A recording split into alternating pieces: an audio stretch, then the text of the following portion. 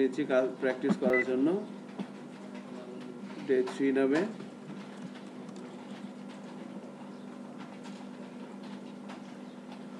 Day 3 এর মধ্যে আমরা একটা HTML ফাইল নিয়ে নিচ্ছি,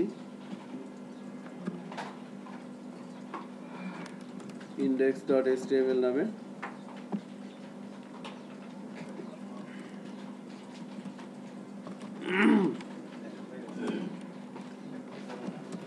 এখানে আমরা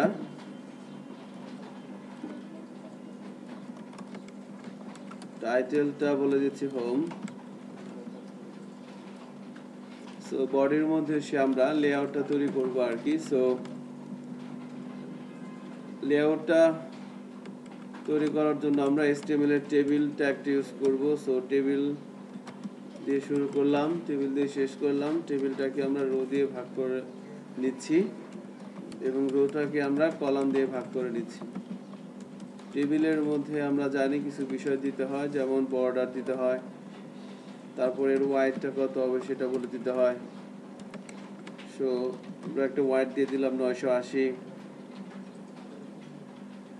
এবং টেবিলটা যেন সেন্টারে হয় জন্য আমরা অ্যালাইন বলে দিচ্ছি সেন্টার। সেভ করি, ব্রাউজারে যাচ্ছি, প্রোগ্রামটা রান করাই। ডে 3 এর মধ্যে থেকে এই ফাইলটা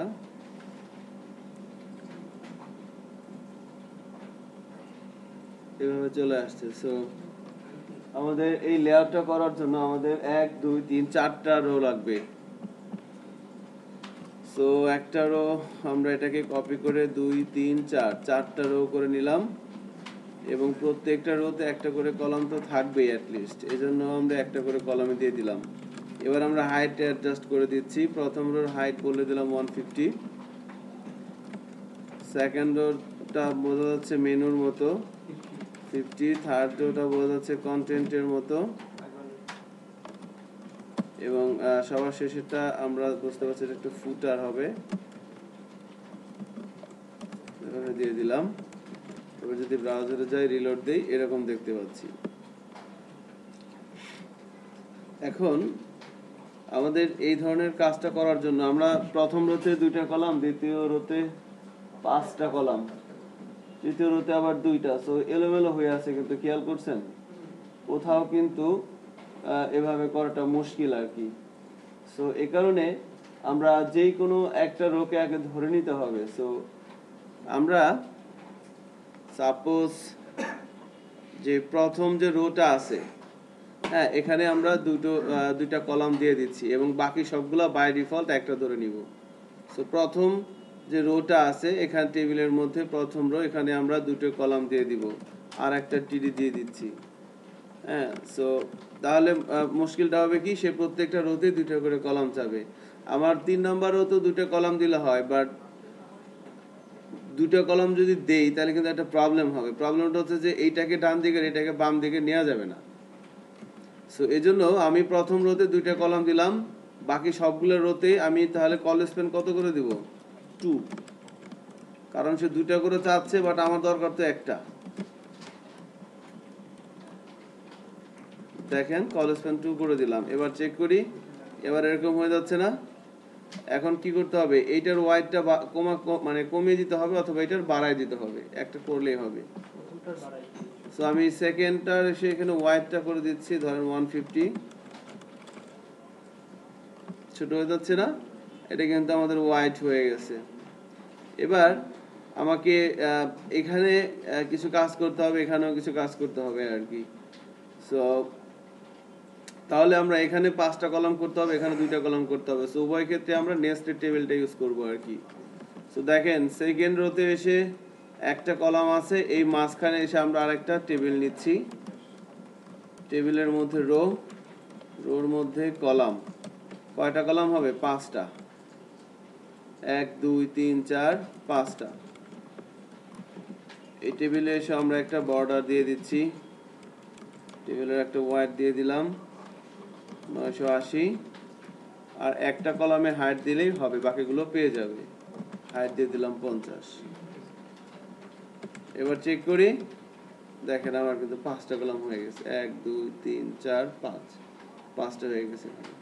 এবার থার্ড রোতে আমার 2টা কলাম করতে হবে, তাহলে থার্ড রোতে কি করব, ওই সেম একইভাবে এখানে এসে আমরা আবার আরেকটা নেস্টেড টেবিল নিব। নেস্টেড টেবিল নেওয়ার পর টেবিলটাকে আমরা রো দিয়ে ভাগ করে দিচ্ছি, রোটাকে আমরা কলাম দিয়ে ভাগ করে দিচ্ছি। এখানেও কিছু বর্ডার হবে, আমরা এর একটা ওয়াইড দিয়ে দিচ্ছি।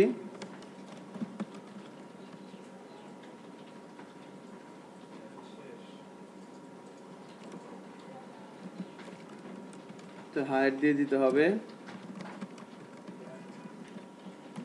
এখানে কলাম হবে 2টা। চেক করি, দেখেন এরকম কিন্তু হয়ে গেছে। সো আমাদের এটাকে একটু ছোট করে দিতে হবে না? সো আমরা প্রথম রোর প্রথম কলামের ওয়াইডটাকে কত করে দিব, 150। দেখেন এবার কিন্তু হয়ে গেছে। সো আমরা যেভাবে লেআউটটা চেয়েছিলাম আমরা কিন্তু সেভাবেই সাকসেসফুলি করতে পারতেছি অবশেষে।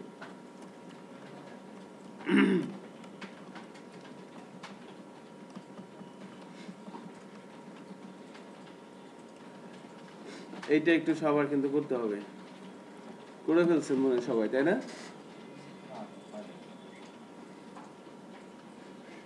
সো একটু প্রথম থেকে মিলাতে পারেন।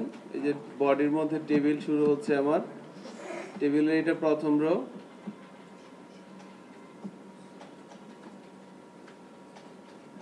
টেবিলের মধ্যে বর্ডার দেওয়া হয়েছে, ওয়াইড দেওয়া হয়েছে আর অ্যালাইন দেওয়া হয়েছে। এটা হচ্ছে আমাদের সেকেন্ড রো। সেকেন্ড রোর মধ্যে একটা কলাম ছিল,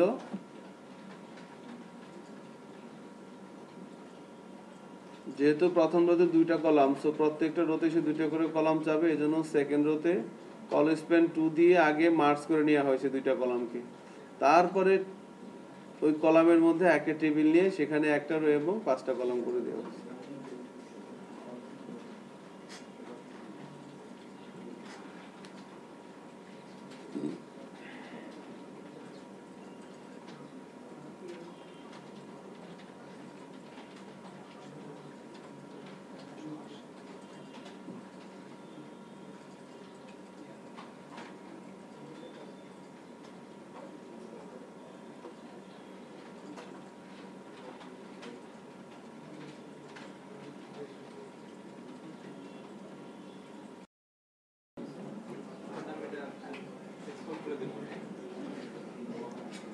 দেখেন আমাদের এই ধরনের একটা আউটপুট চলে আসছে আর কি। সো আমাদের ফার্স্ট টার্গেট হচ্ছে আমরা এই লোগো পজিশনে ইমেজ বসাবো, বাট তার আগে আমরা একটা ফেভ আইকন নিয়ে আসার চেষ্টা করব। সবারই তো অ্যাটলিস্ট পেজটা আসছে, বাট স্ট্রাকচার হয়তো বিভিন্ন রকম আসতে পারে আর কি। বাট আমাদের নেক্সট টার্গেট হচ্ছে যে আমরা এই হোমের পাশে আমরা সাপোজ গুগলে যাচ্ছি, শুধু গুগলে না, আমরা যে কোনো সাইটে যাই, আমরা এই যে গুগল লেখা টাইটেল বারের বাম পাশে দেখেন একটা আইকন থাকে এখানে, এটাকে আমরা বলতে চাচ্ছি ফেভ আইকন। সো এই ফেভ আইকনটা আমরাও আমাদের সাইটে এখানে নিয়ে আসতে চাচ্ছি। সো এই ফেভ আইকনটা অনেকভাবেই নিয়ে আসা যায়, আমরা একটা স্ট্যান্ডার্ড প্রসিডিউর ফলো করব আর কি। সো প্রথমে আমরা গুগল থেকে সার্চ দিব, একটা ইউআরএল এ যান সবাই, ফেভ আইকন জেনারেটর। গুগলে সার্চ দেন ফেভ আইকন জেনারেটর, এটা সার্চ দিলে প্রথম যে ইউআরএলটা পাবেন, হ্যাঁ, favicon-generator.org পাইছি না সবাই আমরা? হ্যাঁ, সো favicon-generator.org এই সাইটটায় সবাই যান।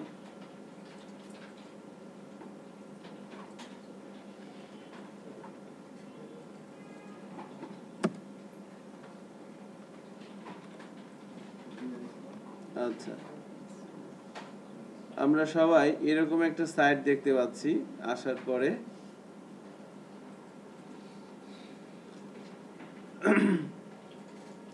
favicon-generator.org সাইটে আসার পর এখানে দেখেন বলা হচ্ছে যে আপলোড অ্যান ইমেজ, ইমেজের টাইপটা হবে কি পিএনজি, জেপিজি অথবা জিআইএফ।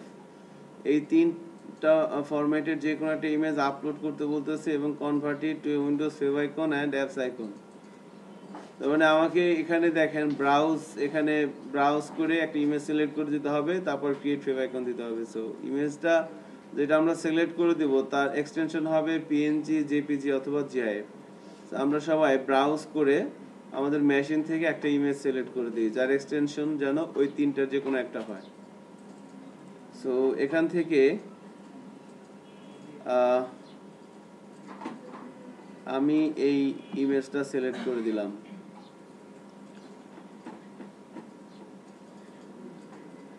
হ্যাঁ, ইমেজটা আমি সিলেক্ট করে দিলাম। সিলেক্ট করে দেওয়ার পর দেখেন নিচে দুইটা রেডিও বাটন আছে না, একটা হচ্ছে generate icons for window app, web, Android, Microsoft and iOS. অর্থাৎ এই রেডিও বাটনটা সিলেক্ট করা থাকলে আমি যে ইমেজটা দিলাম তার জন্য প্রায় 20-30 ধরনের আইকন, ফেভ আইকন চলে আসবে। আমার যদি ওইটা দরকার হয় তাহলে আমি এটা করব, আর যদি আমার শুধুমাত্র উইন্ডোজের জন্য দরকার হয় তাহলে আমরা নিচেরটা সিলেক্ট করব, generate only 16x16 favicon.ico। So এই ক্ষেত্রে সাধারণত নিচেরটা করলেই হয়, উপরেরটা দরকার হয় না। কেমন? সো আমরা উপরেরটা করলেও হবে, বাট আমরা নিচেরটা করে দিব আর কি, জেনারেট ওনলি 16x16 favicon.ico। এই রেডিও বাটনটা সিলেক্ট করে এবার আমরা ক্রিয়েট ফেভ আইকন দেব।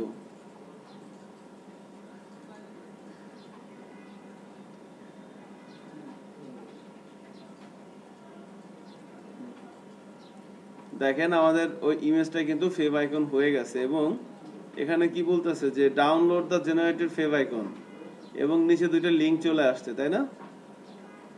সবার আসছে না এরকম? সময় নিচ্ছে নাকি? চলে আসার কথা। সো আইকনটা ডাউনলোড করেন। আমি আইকনটা ডাউনলোডে ক্লিক করলাম, দেখেন সেভ করতে বলা হচ্ছে,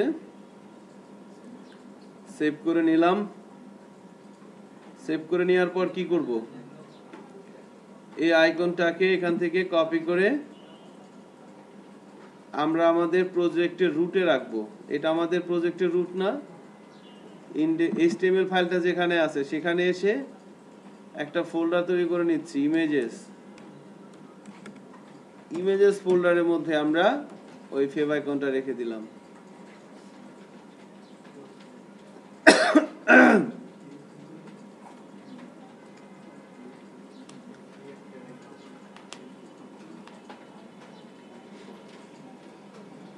আপনি কি আজকে প্রথম?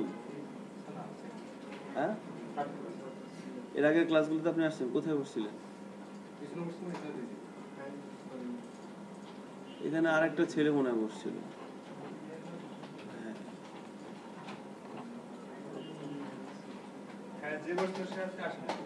আসেন না?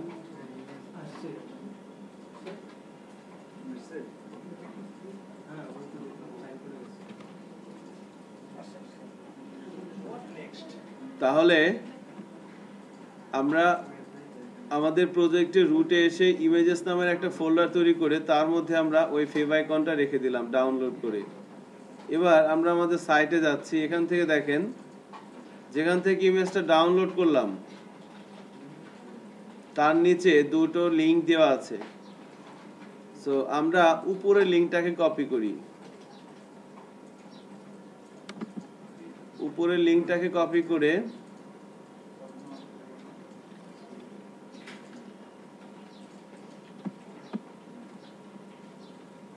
উপরের লিংকটাকে আমরা কপি করতে যাচ্ছি। কপি করে কোথায় পেস্ট করব বলেন তো? হ্যাঁ, মেটার নিচে। আমরা আমাদের সাইটে আসলাম, সাইটে এসে মেটাটাকে নিচে পেস্ট করে দিলাম।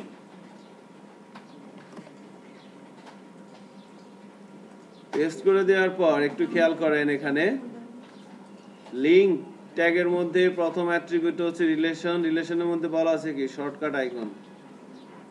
এরপরে হাইপার রেফারেন্সের মধ্যে ওই যেখানে ইমেজটা আমরা রাখলাম সেই ইমেজটার পাথটা বলে দেওয়া হবে, আর ইমেজের টাইপটা কি, images divided by X icon.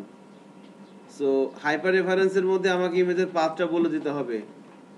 ইমেজের পাথটা কি হবে বলেন তো? তাই না? তো যেহেতু আমরা নেট বিনসে আসছি, আমরা এর কিছু সুবিধা নিতে পারি। আপনি সরকারি দলে থাকলে কিছু সুবিধা তো নিবেনই, তাই না? তো এই জন্য এখানে এসে কন্ট্রোল চেপে ধরে স্পেস বার চাপ দেন, কিবোর্ড থেকে কন্ট্রোল চেপে ধরে স্পেস বার। দেখেন সাজেশন দিচ্ছে না, দেওয়ার কথা। এখন কোথায় যাব বলেন তো? ডট ডট ব্যাকস্ল্যাশ মানে কি? এক ঘর পিছনে যাওয়া, তাই না?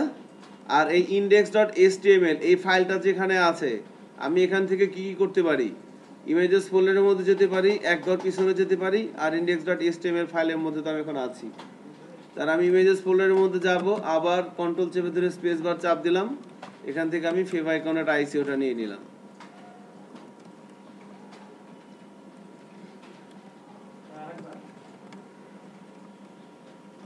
এই হাইপার রেফারেন্সের মধ্যে লিঙ্কটা কিভাবে দিলাম? এই হাইপার রেফারেন্সের মধ্যে বাই ডিফল্ট যেটা ছিল সেটা কেটে দেন। আমরা তো ওই এখান থেকে কি এই লিঙ্কের এইটা কপি করে নিলাম, তাই না?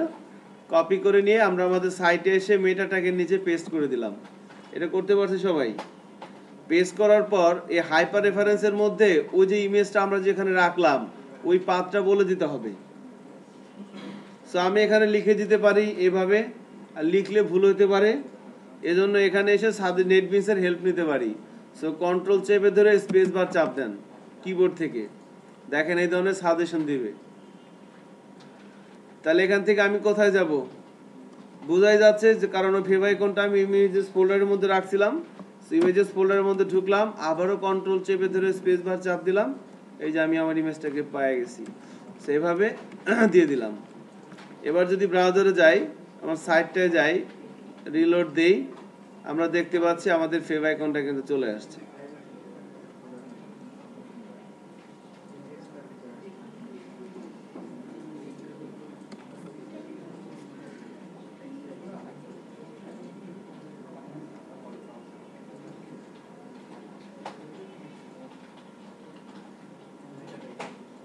আপনি মনে হয় গত ক্লাসে ব্রেকের পর আর আসেন নাই, বলে যাবেন না?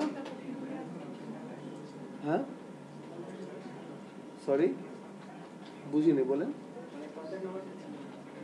ক্লাসে এসে বলে যেতেন, না বলে তো যাওয়া যাবে না। বোঝেন নাই? বসেন, না বলে কিন্তু কখনো যায়েন না।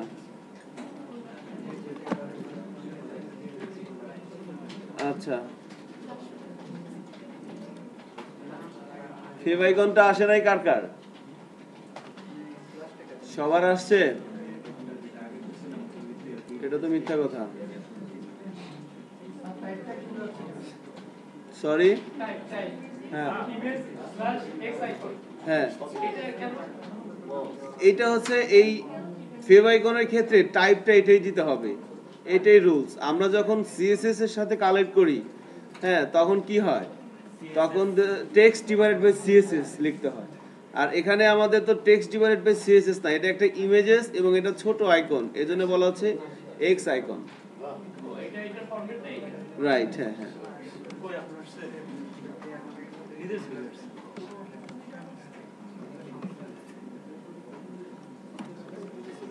আচ্ছা, এবার এবার আমরা এই লোগো পজিশনে একটা লোগো নিয়ে আসব। এই লোগো পজিশনে আমরা ফেভ আইকনটা দিতে পারলাম। এবার সবাই আমরা এই লোগো পজিশনে একটা লোগো নিয়ে আসি। আমরা ধরে নিচ্ছি এটা আমাদের লোগো পজিশন সাইটটার। সো কোনো একটা ওয়েব পেজের মধ্যে আমরা কিভাবে ইমেজ নিয়ে আসতে পারি? হেডিং ট্যাগের মাধ্যমে না প্যারাগ্রাফ ট্যাগের মাধ্যমে? ইমেজ ট্যাগের মাধ্যমে। সো আমরা ফার্স্ট রো সেকেন্ড কলামে যাচ্ছি। সেকেন্ড কলামে এসে ট্যাগের নাম হচ্ছে আইএমজি। সোর্সের মধ্যে কি বলে দিতে হয়? ইমেজের পাথটা, এবং অল্টার ট্যাগটা ইউজ করতে হবে, এটা ম্যান্ডেটরি। ম্যান্ডেটরি বলতে এসইও ফ্রেন্ডলির জন্য ম্যান্ডেটরি।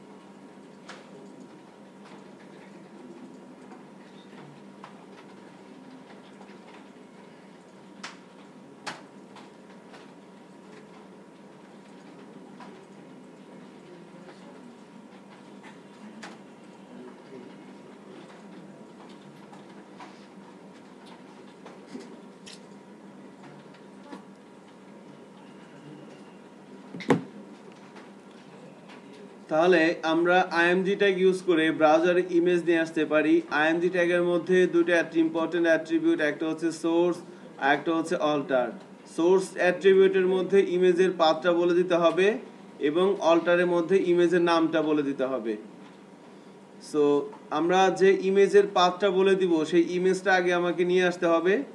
সো আমরা আমাদের মেশিন থেকে একটা ইমেজ নিয়ে আসতে চাচ্ছি, যেটাকে আমরা লোগো হিসাবে ইউজ করব। সো আমরা এখান থেকে আমরা এই বিআইটিএম এর ইমেজটাকে কপি করে নিয়ে আসলাম। কপি করে নিয়ে আমরা আমাদের প্রজেক্টের রুটে ওই যে ইমেজেস ফোল্ডারটা ওর মধ্যে পেস্ট করে দিলাম। আপনারা যে কোনো একটা ইমেজ নিয়ে আসেন আপনাদের মেশিন থেকে, মেশিনে না থাকলে নেট থেকে ডাউনলোড করে নেন। ল্যাপটপ নিয়ে আসার কথা ছিল, কার কার নিয়ে আসছেন?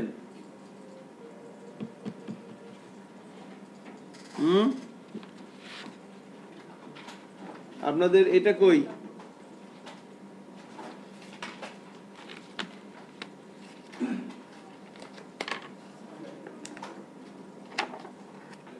নাসরিন সুলতানা বেবি, আপনার কি ল্যাপটপ নিয়ে আসার কথা ছিল? বসেন, ল্যাপটপ নিয়ে আসি তো মনে হয় আপনার কথা ছিল আর কি। তারপরে মেজবাউল আলম, মেহেদি হাসান কে আসছেন তো, ল্যাপটপ নিয়ে আসছেন। তারপরে মুক্তাদির রহমান আসছে। রুবেল মিন মিডিয়াম ম্যান নাকি, রুবেল কে? আপনার তো সাইন আছে না? রুবেলের সাইন নাই। রিয়াজুল ইসলাম, আপনার মনে হয় কম্পিউটার ল্যাপটপ নিয়ে আসার কথা ছিল।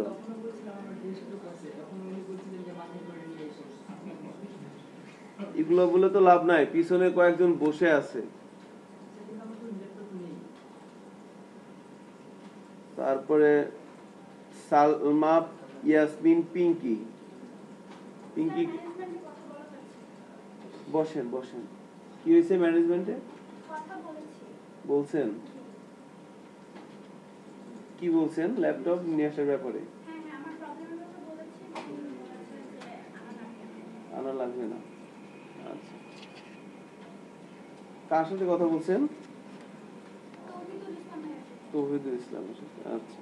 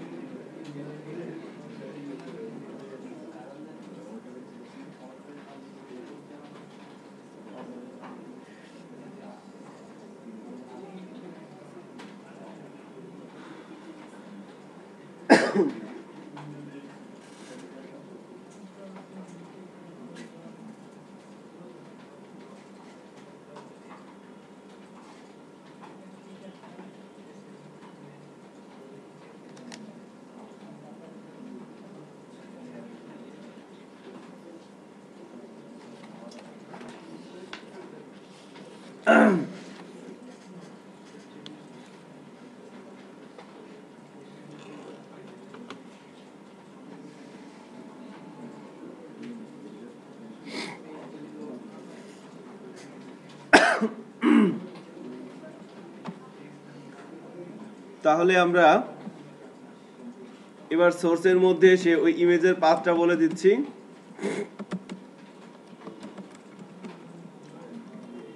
এবং অল্টারের মধ্যে ইমেজের নেমটা বলে দিতে হয়। আমরা যে ইমেজটা এখানে ইউজ করলাম এটা কি ধরনের ইমেজ? লোগো ইমেজ না? এজন্য নেমে বলে দিলাম লোগো ইমেজ।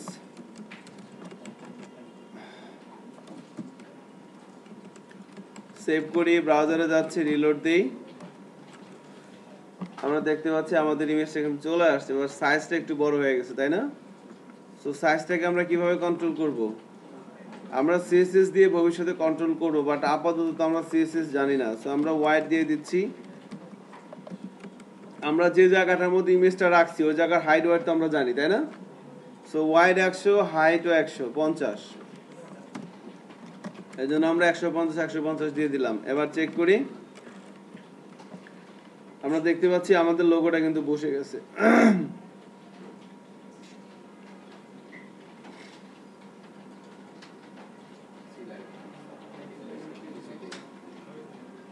আচ্ছা, এবার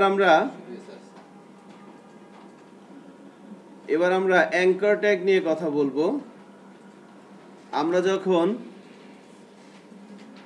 মাইক্রোসফট ওয়ার্ড বা আদার্স কোনো সফটওয়্যার ইউজ করে আমরা যখন কোনো ডকুমেন্ট তৈরি করি তখন সেখানে কিন্তু একাধিক পেজ থাকে, তাই না? তো আমরা ওয়েবে রাখার জন্য যখন কোনো ডকুমেন্ট তৈরি করব এখানেও কি একাধিক পেজ থাকতে পারে? তাহলে এখানে যদি একাধিক পেজ থাকে সেই পেজগুলো আমরা কিভাবে ক্রিয়েট করব এবং কিভাবে একটা পেজের সাথে আরেকটা পেজ কানেক্টেড থাকবে, এটা একটা ইস্যু। সো আমরা সিম্পলি যেভাবে একটা HTML ফাইল তৈরি করলাম, নাম হচ্ছে ইন্ডেক্স, সেম একইভাবে আমরা একাধিক ফাইল তৈরি করতে পারি একটা প্রজেক্ট ফোল্ডারের মধ্যে। বাট একটা ফাইল থেকে আরেকটা ফাইল আমরা কিভাবে যাব? যেমন ধরেন আমাদের প্রজেক্টের রুট ফোল্ডার কোনটা? ডে 3, তাই না? ডে 3 কিন্তু আমাদের প্রজেক্টের রুট ফোল্ডার, এবং ডে 3 এর মধ্যে কি আছে? ডে 3 এর মধ্যে আছে হচ্ছে ইমেজেস নামের একটা ফোল্ডার, এর মধ্যে দুইটা ইমেজ আছে, একটা HTML ফাইল আছে। সো আমি এখানে আমার ডকুমেন্টে অনেকগুলো কন্টেন্ট আছে, সো একটা পেজে সব কন্টেন্ট রাখা সম্ভব না। আমি সাজিয়ে গুছিয়ে রাখতে চাচ্ছি, আমার আরো একটা পেজ লাগবে। সো পেজটা আমি কিভাবে তৈরি করব? আমি এখানে এসে এভাবে কিন্তু খুব সহজে আর একটা ফাইল তৈরি করতে পারি। আমি এখানে বললাম about.html নামে একটা ফাইল তৈরি করলাম, এভাবে চলে আসলো। তাহলে এখন আমার এটা হচ্ছে আমার প্রজেক্টের রুট ফোল্ডার, এখানে আমার দুইটা ফাইল আছে। সো এখন আমি দুইটা ফাইলের সাথে একটা ফাইলের সাথে আর একটা ফাইল কানেক্ট করব কিভাবে? এই জন্য আমরা HTML এর অ্যাঙ্কর ট্যাগটি ইউজ করে থাকি। আমরা যদি এই কাজটা একটু প্র্যাকটিস করার জন্য আমরা আমাদের এই কন্টেন্ট এরিয়াটায় আসি। First row, second row, third row, second column. First row, second row, this is our third row. Third রোর ফার্স্ট কলাম, না থার্ড রোতে আবার নেস্টেড টেবিল নেওয়া হয়েছে, তাই না? এই যে নেস্টেড টেবিল, এর মধ্যে ফার্স্ট রো, এই যে সেকেন্ড কলাম, এই জায়গাটা, তাই না? এখানে এসে আমরা যদি অ্যাঙ্কর ট্যাগ দিয়ে শুরু করি, অ্যাঙ্কর ট্যাগ দিয়ে শেষ করি, এখানে আমরা বলে দিলাম ক্লিক মি, এবং ওপেনিং অ্যাঙ্কর ট্যাগের মধ্যে হাইপার রেফারেন্স এই অ্যাট্রিবিউটটা আমরা ইউজ করে থাকি লিংকের জন্য। এবার যদি ব্রাউজারে যাই, রিলোড দেই, আমরা এখানে ক্লিক মিটা দেখতে পাচ্ছি। সো এখানে ক্লিক করলে কোন পেজে সে যাবে সেটাই কিন্তু আমাকে এখানে লিখে দিতে হবে। তো আমরা এই যে আরেকটা ফাইল তৈরি করলাম about.html, তাহলে এই ফাইলটা সাথে যদি আমরা এই ফাইলটা লিংক করতে চাই তাহলে এখানে কি লিখে দিব? ওই ফাইলটার নাম about.html। তাহলে এবার ক্লিক মিতে ক্লিক করলে কোথায় যাবে সে? about.html এ চলে যাবে।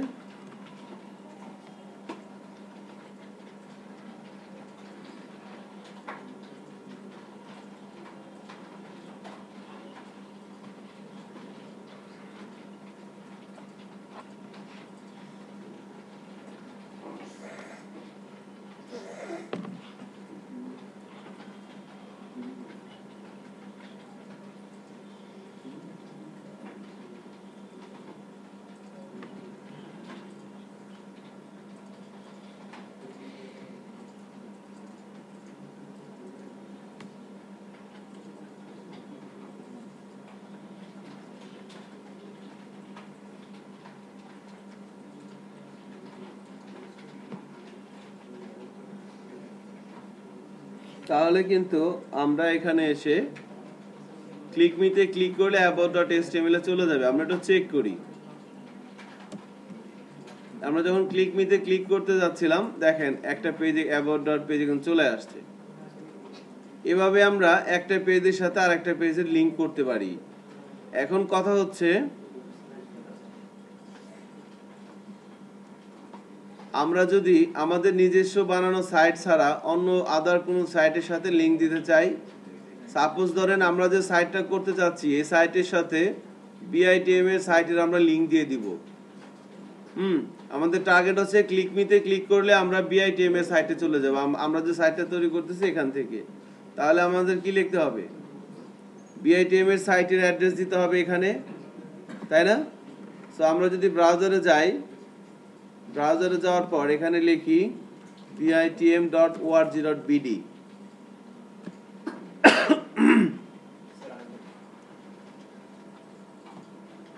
দেখেন এটা কি বিআইটিএম সাইটের, বিআইটিএম এর সাইটে কি এটা ইউআরএলটা না, অ্যাড্রেসটা না, ডোমেইনটা। সো এই অ্যাড্রেসটা আমরা এখান থেকে কপি করব, আমরা লাইভের যে সাইটে যেতে চাচ্ছি আর কি। কপি করে আমরা যদি এখানে এসে এই যে about.html এর এখানে আমরা যদি ওইটা দিয়ে দেই http://bitm.org.bd, আমরা এই লিংকটা এখানে দিয়ে দিলাম। এবার যদি ক্লিক মিতে ক্লিক করা হয় তাহলে কোন সাইটে যাবে? বিআইটিএম এর সাইটে চলে যাবে না? চেক করি তো যায় কিনা আমাদের সাইট থেকে। এবার ক্লিক মিতে ক্লিক করলাম, দেখেন বিআইটিএম এর সাইটে কিন্তু সে চলে গেছে। এখন আমাদের কথা হচ্ছে যে আমরা 3 ধরনের অ্যাঙ্করিং দেখবো আর কি। সো এখানে একটা হচ্ছে কি আমি আমার পেজ থেকে অন্য আরেকটা সাইটের পেজের সাথে লিংক করব, আমি আমার পেজ থেকে আমারই অন্য একটা পেজের সাথে লিংক করব, 2 ধরনের। আর 3 নাম্বারটা হচ্ছে আমি একই পেজের মধ্যে উপরে মাঝখানে নিচে লিংক করব। এই 3 ধরনের লিংক কিন্তু আমরা প্র্যাকটিস করতে পারি বা রিয়েল লাইফে আমাদের কাজে লাগে। সো আমরা এক ধরনের লিংক এখানে দেখতে যাচ্ছি, সেটা হচ্ছে আমরা আমাদের সাইট থেকে অন্য আরেকটা সাইটের লিংক। এক্ষেত্রে একটা স্ট্যান্ডার্ড হচ্ছে যে আমি যখন আমার সাইট থেকে অন্য একটা সাইটে লিংক করতে চাচ্ছি তখন এখানে ক্লিক করলেই কিন্তু দেখেন এই পেজের মধ্যেই কিন্তু ওই সাইটটা ওপেন হয়ে যাচ্ছে। এটা ব্যাড প্র্যাকটিস। সো অন্য সাইটে লিংক ক্রিয়েট করলে সেটাকে কি করতে হয়? নতুন আর একটা ট্যাবে ওপেন করতে হয়। সো নতুন আর একটা ট্যাবে, মানে আমার সাইটটা ঠিক থাকবে, নতুন আর একটা ট্যাবে ওই সাইটটা ওপেন হবে। সো তার জন্য আর একটা অ্যাট্রিবিউট আছে, তাই না? টার্গেট, এবং যার ভ্যালু হিসেবে দিতে হয় কি আন্ডারস্কোর ব্ল্যাঙ্ক। আমরা যদি এই অ্যাট্রিবিউটটা সেট করে দেই এই অ্যাঙ্কর ট্যাগের মধ্যে, এবার যদি আমরা ব্রাউজারে যাই, রিলোড দেই, এবার ক্লিক মিতে ক্লিক করি, দেখেন আমাদের সাইটটা কিন্তু ঠিক আছে, তাই না? বাট বিআইটিএম এর সাইটে কিন্তু নতুন আর একটা ট্যাবের মাধ্যমে ওপেন হচ্ছে। তার মানে আমরা যে অ্যাপ্লিকেশনটা বা যে সাইটটা ডেভেলপ করব ওটার সাথে যদি অন্য কোনো সাইটের লিংক থাকে সেটাকে আমরা নতুন আর একটা ট্যাবে ওপেন করব। এবং আপনারাও ফাইনালি যে কাজটা করবেন, যে অ্যাসাইনমেন্টটা আপনারা ফাইনালি করবেন, সেখানেও যদি অন্য কোনো সাইটের লিংক দেওয়া থাকে সেটা অবশ্যই যেন নতুন একটা ট্যাবে ওপেন হয়। এটা কিন্তু মাথায় রাখতে হবে। এই কাজটা করলে কিন্তু ভালো মার্কস পাবেন, নাহলে কিন্তু নাম্বার কমে যাবে। সবই জানেন কিন্তু অ্যাপ্লাই করতে গিয়ে কিন্তু মনে থাকে না, সো ওটাও কিন্তু করতে হবে। এনিওয়ে আমরা আমাদের সাইট থেকে অন্য একটা সাইটের লিংক দেখলাম। এবার আমাদের সেকেন্ড টার্গেট হচ্ছে যে আমরা আমাদের সাইট থেকে এক পেজ থেকে আরেক পেজে যাব। তাহলে ক্লিক মিতে ক্লিক করলে এখানে আমরা কি দিচ্ছিলাম? অ্যাবাউট। সো about.html দিয়ে দিলাম। এবার চেক করি, এবার এখানে ক্লিক করলে নতুন আর একটা পেজে যাচ্ছে। এটা কি উচিত? এটা উচিত না। সেক্ষেত্রে আমাকে কি করতে হবে? টার্গেটটা অফ করে দিতে হবে। আমি টার্গেটটা অফ করে দিলাম, বা এইটাও থাক, এইটাও থাক। আমি এখানে বলে দিলাম বিআইটিএম, আর এখানে বলে দিলাম অ্যাবাউট।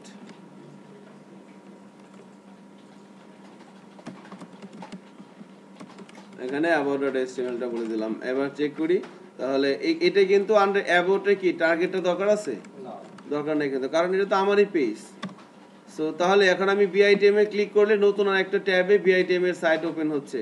আর আমি যদি অ্যাবাউটে ক্লিক করি আমি কিন্তু আমার পেজে আছি। বাট মুশকিলটা হচ্ছে কি আগের স্ট্রাকচারটা কি আছে? আগের স্ট্রাকচারটা কিন্তু নাই। এমন কোন সাইট দেখছেন যে এক পেজে এক ধরনের স্ট্রাকচার? বিরল। আছে, নাই বললে ভুল হবে। এক এক পেজ এক এক ধরনের স্ট্রাকচারের সাইটও আছে, কিন্তু এটা 100টার মধ্যে একটা, 99টা হচ্ছে কি। এবার আমরা তো ধরুন বিআইটিএম এর সাইটে যাই, আমরা হোম থেকে অ্যাবাউট আছে যাচ্ছি, কি দেখেন তো, এই যে লোগো, ব্যানার, মেনু, ফুটার, সাইড বার সব ঠিক আছে না? শুধুমাত্র কি চেঞ্জ হয়?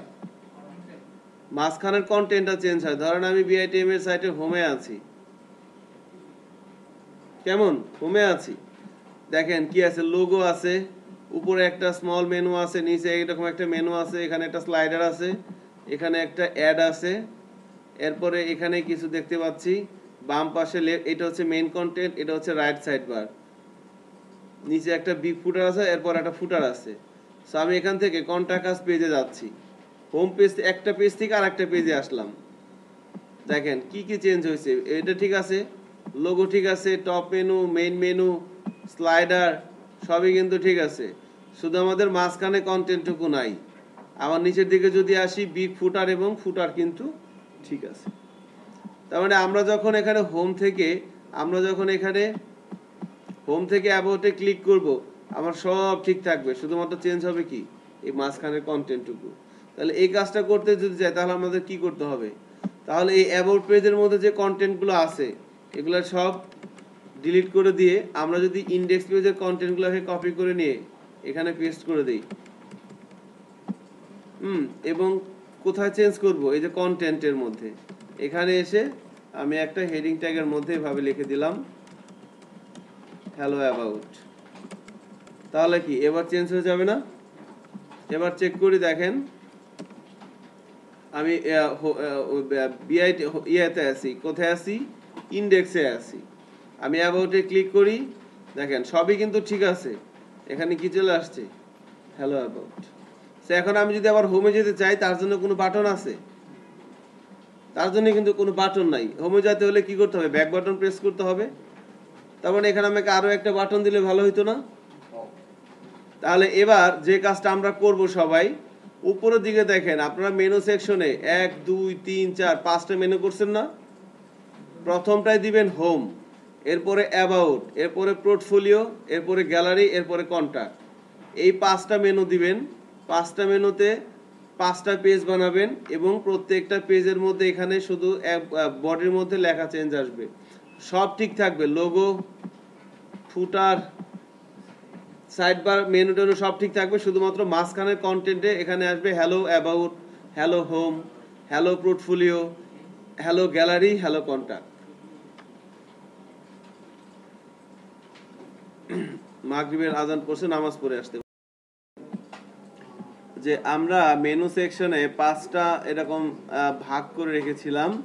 সো বলা হয়েছিল যে প্রত্যেকটা সেকশনে আমরা মেনু লিংক জেনারেট করার জন্য, লাইক এখানে home, about, portfolio, gallery, contact, তাই না?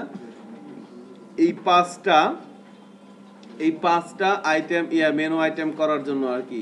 এবং প্রত্যেকটা মেনুতে ক্লিক করলে 5টা নতুন পেজ আসবে, এবং মাঝখানে সব ঠিক থাকবে, শুধুমাত্র কন্টেন্টটা চেঞ্জ হবে, কেমন? সো এই কাজটা সবাই পারছেন আশা করি, সহজ অনেক। সো আমরা যদি কাজটা করতে চাই, একটু খেয়াল করেন, আমরা যদি এই ইন্ডেক্স পেজ, এটা ছিল আমাদের হোম পেজ। সো প্রথমে আমরা এখানে আগে মেনুগুলো নিয়ে আসি, কেমন? Home, about, contact. সবাই কনসেন্ট্রেট করবেন, যারা যাদের হয়ে গেছে তারা আমার হেল্প করেন, যারা হয় নাই তারা আমার সাথে করেন। সো তাহলে কি করব? এই যে মেনু আইটেমগুলা, সো এখানে কি বলে দিলাম? হোম বলে দিলে হবে? কি লাগবে? অ্যাঙ্কর বাবাজি লাগবে না? অ্যাঙ্কর ট্যাগের মাঝখানে এখানে বলে দিব হোম, নাকি? হ্যাঁ হ্যাঁ, হাইপার রেফারেন্সটা তো অবশ্যই বলে দিব, আগে লিংকটা বসাই। আমি যদি ডিরেক্ট এখানে টিডির মধ্যে কন্টেন্ট লিখে দেই, তাহলে কি আমি লিংক করতে পারবো? অ্যাঙ্কর ট্যাগের মধ্যে বসাইতে হবে না? হোমের পরে দিলাম অ্যাবাউট, পরে দিলাম পোর্টফোলিও, পোর্টফোলিওর পরে দিব গ্যালারি, গ্যালারির পরে দিব হচ্ছে কন্টাক্ট, তাই তাই না? এভাবে কিন্তু আমি কাজটা করে দিলাম। ঠিক আছে, সো নাইস। এবার আমরা ব্রাউজারে একটু চেক করি, দেখেন এভাবে চলে আসছে home, about, portfolio, gallery, contact. So আমার নেক্সট টার্গেট হচ্ছে আমি এগুলোকে একটু মাঝখানে দেখতে যাচ্ছিলাম সবগুলা কি। তাহলে কি করে দিতে হবে, এই টেবিলের মধ্যে সবগুলো কি টেবিলের মধ্যে আছে না, এই টেবিলের মধ্যে আমি যদি বলে দিই অ্যালাইন, তাহলে কি হয়, অ্যালাইন সেন্টার করে দিলাম, হচ্ছে না, খেয়াল করছেন? তার মানে কথা শোনে নাই।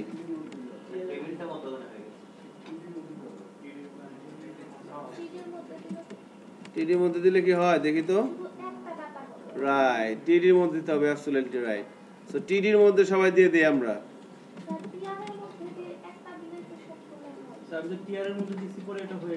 কোনো ইরর শো করে? আচ্ছা আচ্ছা, নাইস নাইস।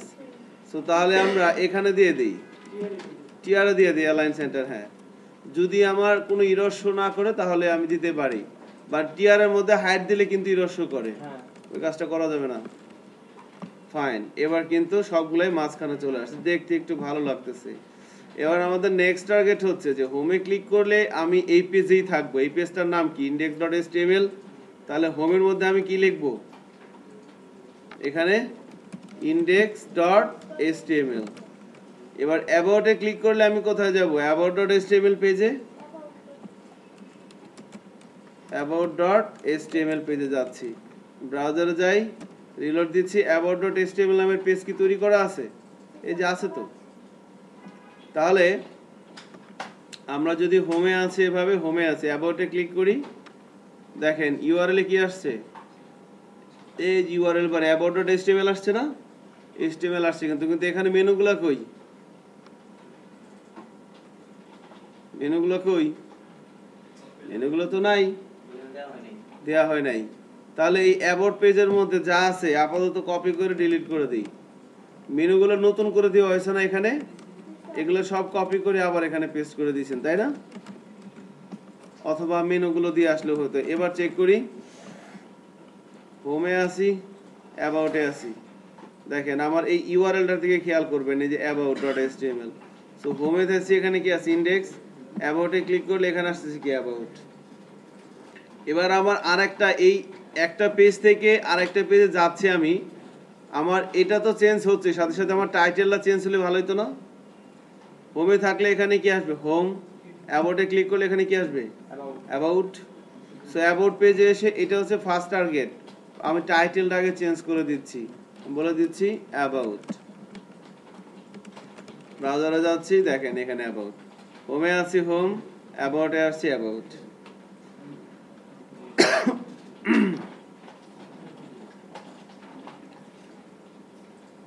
আমি যদি কন্টেন্টটা একটু ইয়া করে দেই, কন্টেন্টটা যেমন হোমের মধ্যে আমরা এখানে লিখলাম, হোমের মধ্যে যে কন্টেন্ট এরিয়াটা আছে কই, সেটাই যে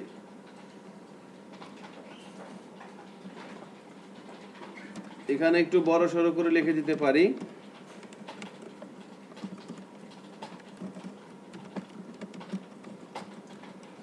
hello home content.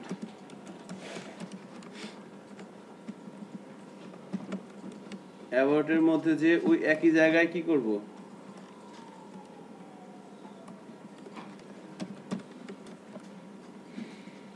Hello about content. Check করি, দেখেন হোমে আছি, হ্যালো হোম কন্টেন্ট, অ্যাবাউটে যাচ্ছি, হ্যালো অ্যাবাউট কন্টেন্ট, তাই না? এভাবে কিন্তু আসতেছে। আপনারা দুজন কোথায় গেছিলেন? আচ্ছা, গুড। মাঝে মধ্যে বাইরে যাবেন, বাইরে যাওয়া ভালো। সো হোমে আছি, অ্যাবাউটে আছি, এভাবে কিন্তু হচ্ছে। এখন পোর্টফোলিওতে ক্লিক করলে কি হবে, আরেকটা পেজ আসবে। সো আমরা এখানে একটু চ্যালেঞ্জ আছে, চ্যালেঞ্জটা হচ্ছে কি যে এখন আমার এখানে পেজ আছে কয়টা, আমার প্রজেক্ট ফোল্ডারের নাম হচ্ছে ডে 3। ডে 3 এর মধ্যে HTML ফাইল কয়টা আছে বলেন তো?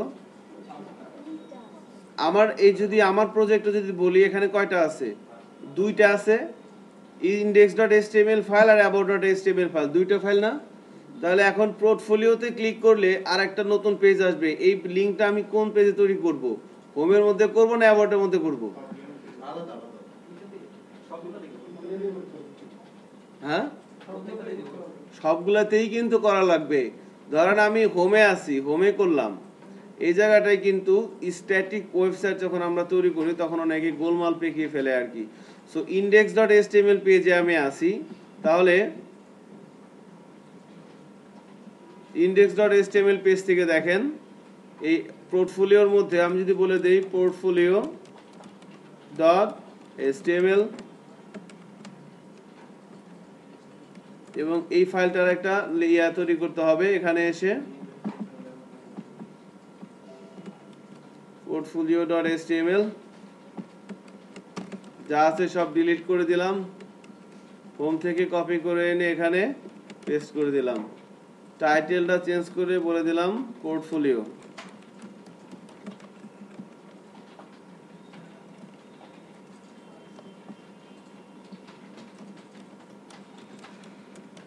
Hello portfolio content. এবার চেক করি, দেখেন হোমে আছি, হোম থেকে আমি অ্যাবাউটও পাচ্ছি, আবার হোম থেকে আমি পোর্টফোলিও কিন্তু পাচ্ছি। কারণ হোমে আছি, হোম থেকে আমি অ্যাবাউটে আসলাম, অ্যাবাউট থেকে পোর্টফোলিওতে ক্লিক করলে কিন্তু আর যাচ্ছে না। কারণ কি? কারণ অ্যাবাউটের মধ্যে লিঙ্ক দেওয়া হয় নাই। সো আমি যতগুলো পেজই করি প্রত্যেকটা পেজের কি দিতে হবে? যে লিঙ্কটা দেওয়া লাগবে। আমার এই কথাটা আশা করি সবাই বুঝতে পারছেন। দেখেন, তাহলে আমি হোম পেজ থেকে পোর্টফোলিও পেজের লিঙ্ক তৈরি করলাম, বাট সেই লিঙ্কটা কি আমাকে সবগুলো পেজের মধ্যে দেওয়া লাগবে না? এই যে আমি অ্যাবাউট পেজের মধ্যে যাওয়া কিন্তু লিঙ্কটা দিয়ে দিলাম। এভাবে যতগুলো পেজ হবে প্রত্যেকটা পেজের মধ্যেই গ্যালারি পেজ বা প্রত্যেকটা পেজের লিঙ্কটা দিয়ে দিতে হবে আর কি। এবার চেক করি, দেখেন এবার অ্যাবাউট থেকেও কিন্তু আমি পোর্টফোলিওতে যেতে পারতেছি। এখন ধরেন পোর্টফোলিওটা আমার অনেক বড়, আমার এডুকেশন ইনফরমেশন, আমার হেন তেন আগডুম বাগডুম অনেক কিছু আছে পোর্টফোলিও। সো পোর্টফোলিও পেজে আমরা আসলাম, পোর্টফোলিও পেজের যে কন্টেন্টটা, সেই কন্টেন্টের হাইটটা আমরা ধরেন একটু বাড়াইয়ে দিচ্ছি। এখানে এসে আমরা আর একটা হেডিং নিলাম, আমি বললাম মাই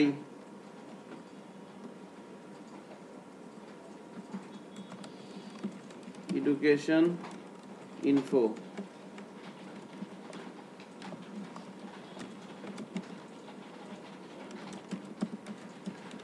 Some content.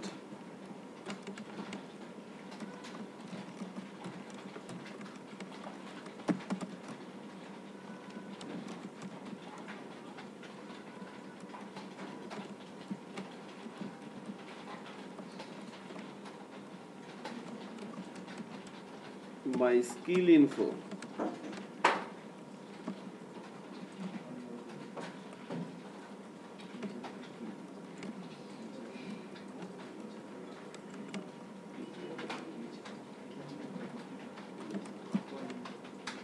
স্কিল ইনফোর পরে my job experience,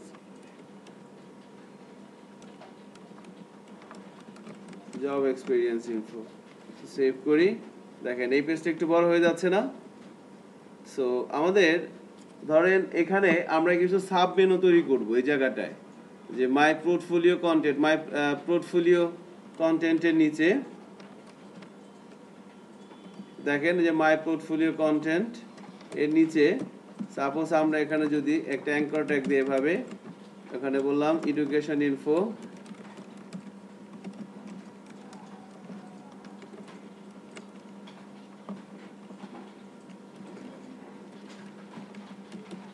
skill info, job experience, job info. Anchor ট্যাগের মধ্যে হাইপার রেফারেন্স না দিলে সে কাজ করে না, লিংক হিসেবে এভাবে আসতেছে না? এখন আমাদের টার্গেট হচ্ছে এডুকেশন ইনফোতে ক্লিক করলে এটাই থাকবে, স্কিল ইনফোতে ক্লিক করলে কোথায় যাবে? এখানে আসবে। আবার যদি আমি জব ইনফোতে ক্লিক করি তাহলে কোথায় আসবে? একবার জব ইনফোতে চলে আসবে, এখানে চলে আসবে। ঠিক আছে, সো এই কাজটা আমরা করতে যাচ্ছি এবার আর কি। ঠিক আছে, এই কাজটা আমরা করতে যাচ্ছি। সো তার জন্য কি করতে হবে দেখেন, এখন আমাদের ফার্স্ট টার্গেট হচ্ছে যে আমরা যখন এডুকেশন ইনফোর মধ্যে ক্লিক করব, আমার এখান থেকে শুরু করবে, মাই এডুকেশন ইনফো এখান থেকে শুরু করবে। সো এটাকে বলা হচ্ছে ইন্টারনাল লিংক। যখন আমি এখানে ক্লিক করব আমার এটা থেকে শুরু হবে, তাহলে কি করতে হবে, আমি যেখানে যেতে চাচ্ছি ওই জায়গাটার একটা আইডি দিতে হবে। আমি বললাম এডুকেশন, EDUCATION, এডুকেশন। এবার আমি এডুকেশন ইনফোতে ক্লিক করলে যাব এখানে, আইডি, ওই আইডির নাম হ্যাশ দিয়ে কি বোঝানো হচ্ছে? আইডি। তার মানে এডুকেশন ইনফোতে ক্লিক করলে, যেহেতু এটা অ্যাঙ্কার ট্যাগের মধ্যে আছে, অ্যাঙ্কার ট্যাগের মধ্যে কোনো কিছু থাকলে কি হয়, ওই অ্যাঙ্কার ট্যাগের মধ্যে হাইপার রেফারেন্সটা অ্যাক্টিভ হয়। সো এডুকেশন ইনফোতে ক্লিক করলে এই লিঙ্কটা অ্যাক্টিভ হবে। এই লিঙ্কটা মানে কি? এটা হচ্ছে আইডি, যার এডুকেশন, আইডি কার এডুকেশন, এইটা সেখান থেকে শুরু হবে। আমরা একটু চেক করি, দেখেন কোথা থেকে শুরু হচ্ছে, এখান থেকে চলে আসছে না? এখান থেকে চলে আসছে। এবার আমাদের টার্গেট হচ্ছে মাই স্কিল ইনফো। স্কিল ইনফোতে ক্লিক করলে দেখেন এখন কিন্তু কিছুই হচ্ছে না। স্কিল ইনফোতে ক্লিক করলে আমাদের কোথায় নিয়ে যাবে? এখান থেকে শুরু করবে, এখান থেকে শুরু করবে। তো তার জন্য কি করতে হবে, স্কিল ইনফো কোথায় আছে? এই যে স্কিল ইনফো, এখানে প্রথমে একটা আইডি সেট করতে হবে, স্কিল। এবার এই আইডি ধরে এখানে কল করলাম। এবার চেক করি, যাচ্ছে এখানে। দেখেন স্কিল ইনফোতে ক্লিক করলে কিন্তু আমার স্কিল ইনফোতে নিয়ে যাচ্ছে। তো এভাবে আমরা একটা পেজের মধ্যে বিভিন্ন জায়গায় লিংক করে থাকি।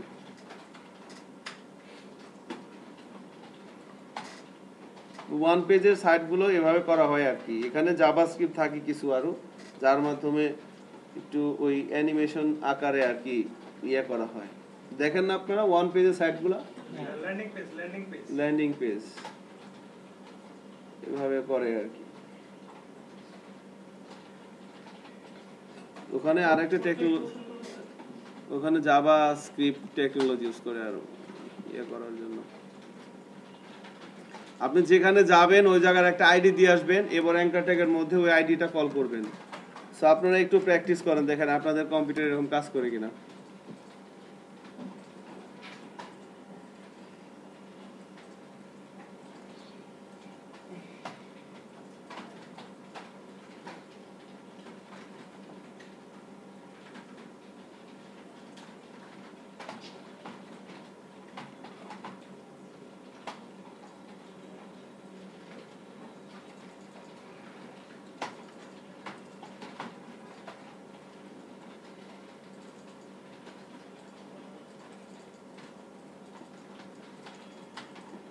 কাজ করে।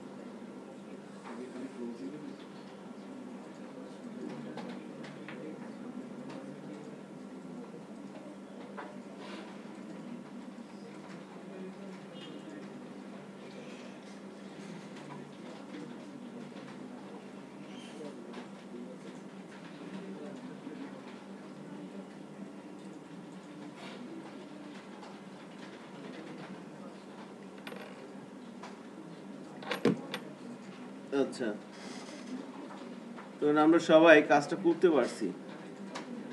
সো আমাদের নেক্সট টার্গেট হচ্ছে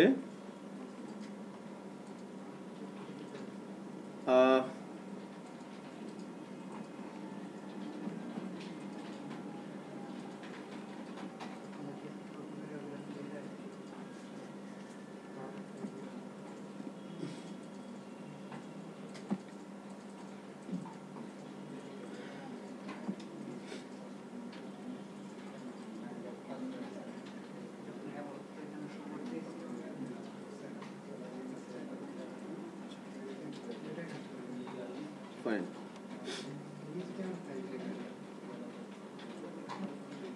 সো আমরা সিএসএস আলোচনা শুরু করব আর কি। সো ব্রেক দিয়ে শুরু করব না ব্রেকের পরে শুরু করব বলেন তো? ঠিক আছে, এখন থেকে শুরু করে আমরা একটা আর কি সিএসএস প্র্যাকটিস করব। সো প্র্যাকটিস করার আগে আমাদের বেসিক কিছু রুল নিয়ে কথা বলতে চাচ্ছিলাম। সো সিএসএস টা কি বলেন তো? সো এই কথাটা বলা যাবে না, আর যাই বলে, ঠিক আছে? যদি কেউ বলে যে সিএসএস এর অ্যাব্রিভিয়েশন কি, তখন এই কথাটা বলবেন। তাহলে বলেন, তাহলে আমি কি বলবো, আপনি কি বলবেন সেটা আমি কিভাবে বলবো? আপনি জানেন আপনি কি বলবেন। আপনি বলতে পারেন যে আমি কি বলি। আমাকে যখন কেউ জিজ্ঞেস করে যে সিএসএস কি, তখন আমি যা পড়ছি, যা পড়তেছি, যেটা বুঝি এভাবে বলি যে সিএসএস হচ্ছে একটা class base style sheet language. Class base style sheet language বলা হচ্ছে সিএসএস কে। সো যার কাজ হচ্ছে কোনো একটা ওয়েবসাইটের বা ওয়েব অ্যাপ্লিকেশনের স্ট্রাকচার এবং কন্টেন্টটাকে একটু রিফাইন করা, সৌন্দর্য বর্ধন করা। তাহলে আমরা যখন HTML কি এটা বলতেছিলাম, তখন আমরা কি বলছিলাম যে HTML হচ্ছে একটা tag base markup language. HTML এর কাজটা কি ছিল? কোন একটা ওয়েবসাইট বা ওয়েব অ্যাপ্লিকেশনের স্ট্রাকচার এবং কন্টেন্টটা তৈরি করা, স্ট্রাকচার তৈরি করা এবং সেই স্ট্রাকচারের মধ্যে কন্টেন্টটা নিয়ে আসাই ছিল HTML এর কাজ। আর CSS এর কাজটা কি? CSS এর কাজটা হচ্ছে ওই স্ট্রাকচার এবং কন্টেন্টটাকে আরেকটু রিফাইন করা, আরেকটু সৌন্দর্যটা এনহ্যান্স করা। এটা হচ্ছে CSS এর কাজ। তাহলে বলা হচ্ছে CSS একটা class base style sheet language. So ক্লাসটা কিভাবে লিখবো, সিএসএস ক্লাসের সিনট্যাক্সটা কি, আপনাদের কয়েকটা এক্সাম হবে, অ্যাটলিস্ট একটা রিটেন পরীক্ষা হবেই, এবং কোর্স শেষে আপনাদের একটা অ্যাসেসমেন্ট হবে, সেখানে এই ধরনের কিছু কোশ্চেন করা হয়। প্রিভিয়াস এক্সপিরিয়েন্স থেকে বলতে চাচ্ছি, যে বলা হয় যে সিএসএস ক্লাসের স্ট্রাকচারটা লেখেন, তখন আমরা কিন্তু ডিডাক্টিভ ভাবে লিখে দেই, তাহলে কিন্তু হবে না, আমরা এক্সাম্পল বলে দিই। সো স্ট্রাকচার মিন্স গ্লোবাল, সবার জন্য প্রযোজ্য। সো সিএসএস ক্লাসের স্ট্রাকচারটা কেমন, শুরু করতে হয়, প্রথমে থাকে কি সিলেক্টর, এরপর একটা কার্লি স্টার, এরপর হয় প্রপার্টি, এরপর একটা সেমিকোলন, এরপর ভ্যালু, সেমিকোলন, এরপরে কার্লি ইন্ট। সো আমাকে যদি কেউ বলে যে সিএসএস ক্লাসের স্ট্রাকচারটা লেখেন, এটা হচ্ছে সিএসএস ক্লাসের স্ট্রাকচার। তাহলে সিলেক্টর থাকবে, একটা প্রপার্টি থাকবে, ভ্যালু থাকবে, এক বা একাধিক প্রপার্টি থাকতে পারে। সো তাহলে এই সিলেক্টরটা কি হতে পারে, সিএসএস ক্লাসের সিলেক্টর দুইটা জিনিস হতে পারে, একটা হচ্ছে এইচটিএমএল এর নাম, এইচটিএমএল এর ট্যাগ, আর একটা user defined name. So HTML এর ট্যাগ কে আমরা সিএসএস ক্লাসের সিলেক্টর হিসেবে ইউজ করতে পারি, অথবা ইউজার ডিফাইন্ড যে কোনো নাম আমরা সিএসএস ক্লাসের সিলেক্টর হিসেবে ইউজ করি। আর যে প্রপার্টিগুলা, এই প্রপার্টিগুলো আমরা আমাদের রুলস অনুযায়ী আমাদের প্রয়োজন মতো আমরা সেট করে থাকি। সো প্রপার্টিগুলো এই বাই ডিফল্ট যারা সিএসএস ক্লাসগুলো মেইনটেইন করে তারাই তৈরি করে থাকে, আমরা সেই প্রপার্টিগুলো ইউজ করতে পারি এভাবে ক্লাসের মাধ্যমে কোনো একটা এইচটিএমএল এলিমেন্টের উপরে। তাহলে সাপোজ আমরা যদি এভাবে প্যারাগ্রাফ ট্যাগের মধ্যে বললাম this is a content, this is a content, paragraph ট্যাগটা শেষ করলাম। কোন একটা এইচটিএমএল ফাইলের মধ্যে আমরা যদি এই লাইনটা লিখে সেভ করে ব্রাউজারে আউটপুট দেই, তাহলে কি আসবে, দিস ইজ এ কন্টেন্ট, এই লেখাটা আসবে না? সো এই লেখাটা ব্রাউজারে যে আসলো, ব্রাউজারে কে নিয়ে আসলো, এই প্যারাগ্রাফ এলিমেন্ট। তাহলে প্যারাগ্রাফ এলিমেন্টের কারণে এই টেক্সটটা ব্রাউজারে শো হচ্ছে। সো এই টেক্সটটার বাই ডিফল্ট যে লুকটা, সেই লুকটা কে নিয়ে আসতেছে, এই প্যারাগ্রাফ ট্যাগটা। সো বাই ডিফল্ট লুকটা কেমন, ব্যাকগ্রাউন্ড কালার হোয়াইট, ফন্টের কালার ব্ল্যাক, নির্দিষ্ট একটা হাইট আছে, এটাই হচ্ছে কি ডিফল্ট বিহেভিয়ার। সো এই ডিফল্ট বিহেভিয়ারটা আমি চেঞ্জ করতে পারি কিভাবে, সিএসএস এর ক্লাসের মাধ্যমে। ধরেন আমি চাচ্ছি যে এই টেক্সটের কালারটা হবে রেড আর ফন্টের সাইজটা হবে 30 পিক্সেল, তাহলে আমি এই কাজটা কিভাবে করতে পারি? সো এই কাজটা আমরা সিএসএস এর ক্লাস দিয়ে করতে পারি। ওই যে বললাম কোন একটা স্ট্রাকচার অথবা কন্টেন্টের যে সৌন্দর্যটা সেটাকে আরো এনহ্যান্স করাই হচ্ছে কি সিএসএস এর কাজ। তারপর আমরা সিএসএস দিয়ে এই কন্টেন্টটার যে ডিফল্ট যে লুকটা সেটাকে আমরা চেঞ্জ করতে পারি, তাই না? তাহলে ওই ডিফল্ট লুকটাকে চেঞ্জ করার জন্য আমাকে সিএসএস এর ক্লাস লিখতে হবে। সিএসএস এর ক্লাস কিভাবে লিখবো, এভাবে লিখবো, selector property value. So selector কি হতে পারে, এইচটিএমএল এর ট্যাগ অথবা ইউজার ডিফাইন্ড নেম। এইচটিএমএল এর ট্যাগ কেমন, এইটা এখানে এইচটিএমএল এর ট্যাগ কোনটা, পি। সো আমি যদি এভাবে বলে দিই P second bracket star, so কি কি আমাকে চেঞ্জ করতে হবে, ফন্টের কালার আর এটা হচ্ছে ফন্টের সাইজ। সো ফন্টের কালার চেঞ্জ করার জন্য যে প্রপার্টিটা লিখতে হয় তার নাম হচ্ছে কালার, এবং এর ভ্যালু আমরা বলে দিলাম রেড। আর ফন্টের সাইজটা বড় করার জন্য যে প্রপার্টি লিখতে হয় সেটা হচ্ছে কি ফন্ট সাইজ। ফন্ট সাইজ সমান সমান আমরা বলে দিলাম 30 পিক্সেল। এই যে আমরা এই ক্লাসটা লিখলাম, এবার কিন্তু দেখেন এই যে এটা হচ্ছে কি সিলেক্টর, এটা হচ্ছে প্রপার্টি, এটা হচ্ছে ভ্যালু।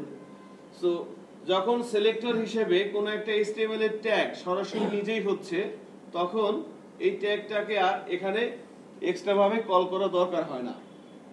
বিষয়টা এরকম যে আমাদের প্যারেন্ট কোন একটা প্রপার্টি কিনলো, সেই প্রপার্টিটা ডিরেক্ট আমার নামেই কিনলো, তাহলে কি সেটাকে আমাকে আবার লিখে দেওয়া দরকার আছে? আমার নামেই তো কিনছে, আর কি লিখে দিবে? বাট যদি এরকম হয় যে এই প্রপার্টিটা প্যারেন্ট তার নিজের নামে কিনছে, এবার সে তার প্যারেন্ট তার চাইল্ডকে দিবে, তাহলে কি চাইল্ডকে লিখে দিতে হবে না? সো যখনই কোন একটা এইচটিএমএল এর ট্যাগ সিএসএস ক্লাসের সিলেক্টর হিসেবে বসবে, তার মানে কি এই ট্যাগটা সরাসরি এই প্রপার্টিগুলো পেয়ে যাবে, কালার, ফন্ট সাইজ, এই প্রপার্টিগুলো সরাসরি কি এ পেয়ে যাবে। বাট যখন আমি ইউজার ডিফাইন কোনো নাম দিব, যেমন আমি বলে দিলাম জেড, যে কোনো কিছু হতে পারে, জেড বলে দিলাম, বা আমি বলে দিলাম ডেমো, এটা একটা ক্লাসের সিলেক্টর হলো। সো এই সিলেক্টরটা, এই ক্লাসের সিলেক্টর হচ্ছে ডেমো, এটা হচ্ছে প্রপার্টি, এটা হচ্ছে ভ্যালু।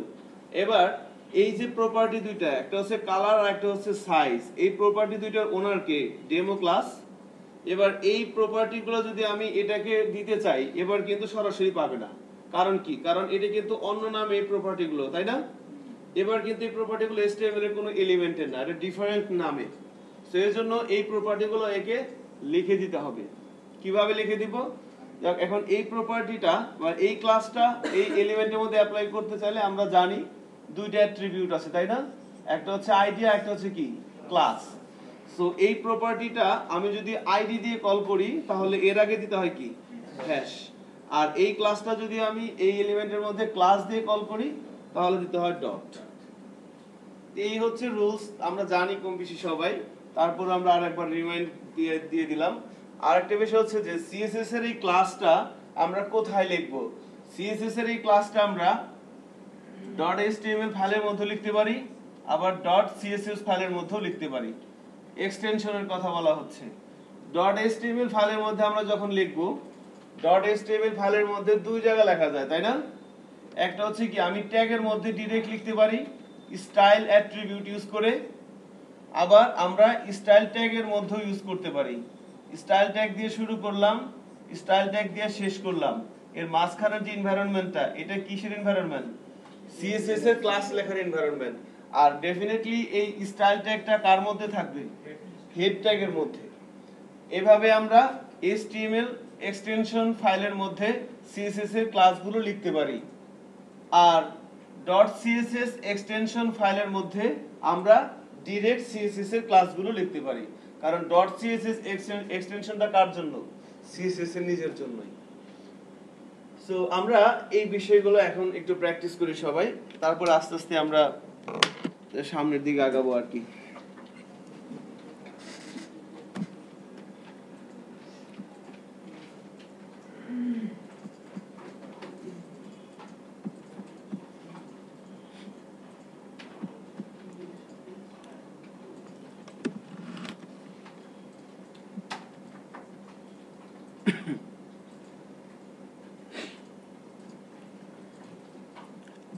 সো আমরা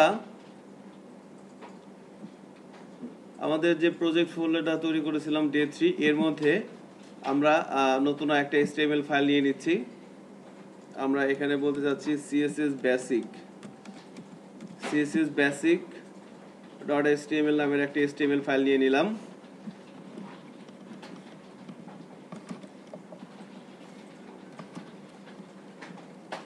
এখানে এসে টাইটেলের মধ্যে আমরা লিখে দিলাম CSS basic, বডির মধ্যে এসে সিম্পলি আমরা একটা প্যারাগ্রাফ দিয়ে দিলাম, this is a content.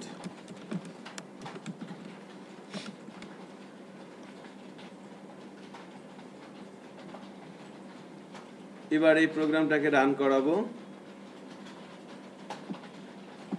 So এখান থেকে আমরা CSS basic.html ফাইলটাকে রান করে নিচ্ছি। এভাবে দেখেন ব্রাউজারে কিন্তু এভাবে চলে আসছে, this is a content. So আমাদের টার্গেট হচ্ছে এই ফন্টের কালারটা হবে রেড এবং ফন্টের সাইজটা একটু বড় হবে। এই কাজটা আমরা কিভাবে করতে পারি? CSS এর ক্লাস দিয়ে করব। CSS এর ক্লাস আমরা জানি যে আমরা স্টাইল ট্যাগের মধ্যে CSS এর ক্লাস লিখতে পারি, এবং স্টাইল ট্যাগটা কার মধ্যে থাকবে? হেডের মধ্যে।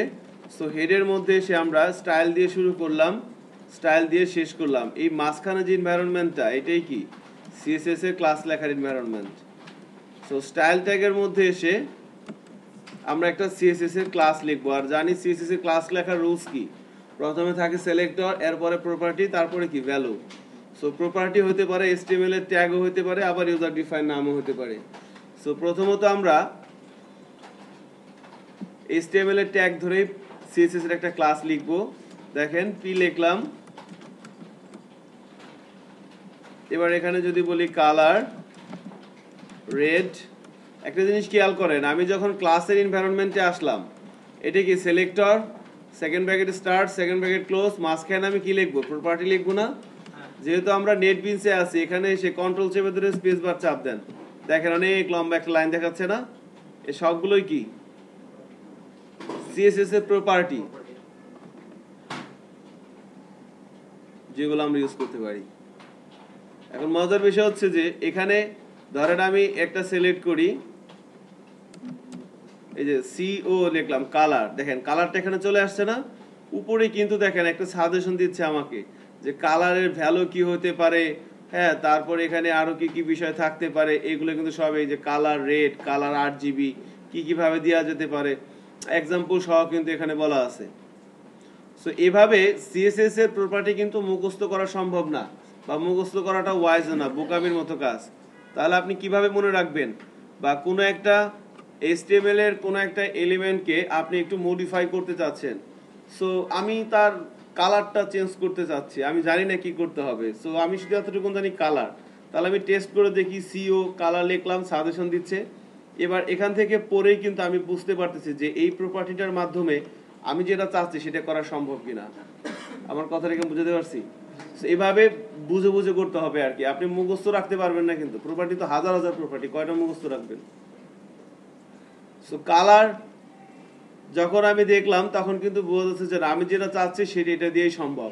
সো কালারের মধ্যে আমি বলে দিলাম রেড।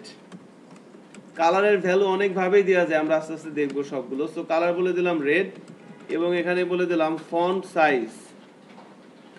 এই দেখেন ফন্ট লেখার পরে এখানে কিন্তু দেখাচ্ছে font family, font feature setting, এখানে এই যে ফন্ট সাইজ। ফন্ট সাইজে আসার পরে এখানে থেকে কিন্তু দেখা যাচ্ছে যে এই যে the font size correspond to the em square concept use typography not that, ঠিক আছে? এখানে পড়লেই কিন্তু এই প্রপার্টিটার কাজ কি সেটা বোঝা যাবে, এবং এখানে কিন্তু কিছু এক্সাম্পলও দেওয়া আছে যে ফন্ট সাইজ কেমন, বিষয়টা কি, হ্যাঁ। সো এখান থেকে কিন্তু আমরা বুঝে বুঝে আমরা প্রপার্টি অ্যাপ্লাই করা শিখবো আর কি। এই যে ফন্ট সাইজ কিভাবে দিচ্ছে, 16 পিক্সেল, হ্যাঁ, @media print, এটা তো মিডিয়া কোয়ারির জন্য, এগুলো হয়তো এখানে আলোচনায় আসবে না। সো এগুলো দেখানোর উদ্দেশ্য হচ্ছে কি যে কয়েকটা প্রপার্টি তো আমরা জানি, কিন্তু যখন প্রফেশনাল কাজ করবেন এই ধরনের অনেক প্রপার্টি আমাকে ইউজ করতে হবে যেটা আমার জানা নাই, তা আমি কিভাবে এভাবে খুঁজে বের করতে হয়, তাই না? ওই যে এরকম বিষয়টা যে আপনাদের এক লোক নবী সাহেবের কাছে গেছে, যাওয়ার পর বলছে কি যে আমাকে 200 টাকা দাও, ক্ষুধা লাগছে খাবো। তো নবী সাহেব তারে কি করছিল, 200 টাকা না দিয়ে তাকে একটা কুড়াল কিনে দিছিল যে এটা নিয়ে যাও, গাছ কাটো আর খাও, তাই না? এরকম মনে কল্পনাটা কেমন যেন আর কি। সো টাকা দিয়ে লাভ নাই, আপনাকে কুড়াল কিনে দিচ্ছি, ঠিক আছে? এবার আপনি গাছ কেটে খাবেন, সমস্যা নাই। সো ফন্ট সাইজ কত, 30 পিক্সেল দিয়ে দিলাম। ব্রাউজারে যাচ্ছি, আমরা দেখতে পাচ্ছি ফন্টের সাইজটা বড় হয়ে গেছে এবং কালারটাও কিন্তু রেড হয়ে গেছে। এখন এখানে আমি যেহেতু সিএসএস ক্লাসের সিলেক্টর হিসেবে এইচটিএমএল এর এলিমেন্ট ইউজ করছি, সো আমাকে কি কল করতে হয়েছে? কল করতে হয় নাই, সরাসরি কিন্তু পেয়ে গেছে। আমার যদি এরকম আরো প্যারাগ্রাফ থাকে তাহলে কি হবে?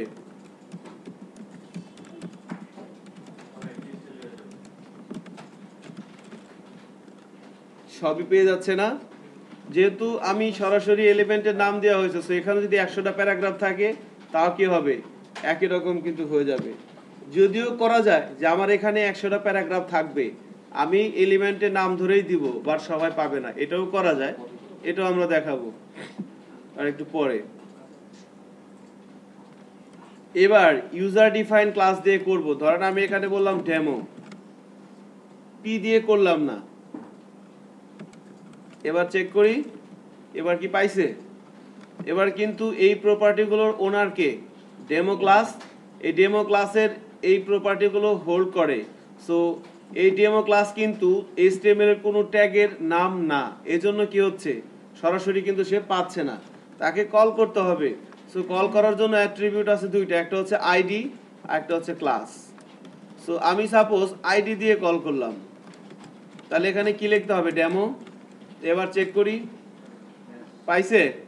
পায় নাই কিন্তু। কেন পায় নাই? কারণ হচ্ছে এই ক্লাসটাকে এই এলিমেন্টটা আইডি দিয়ে কল করছে, সো একে তো বুঝতে হবে যে আমাকে আইডি দিয়ে কল করছে না ক্লাস দিয়ে কল করছে। সো ওনাকে বোঝানোর উপায় হচ্ছে কি, হ্যাশ দিতে হবে। সো আমি এখানে একটা হ্যাশ দিয়ে দিচ্ছি। এবার সেভ করি, ব্রাউজারে যাই, এবার কিন্তু পাচ্ছে।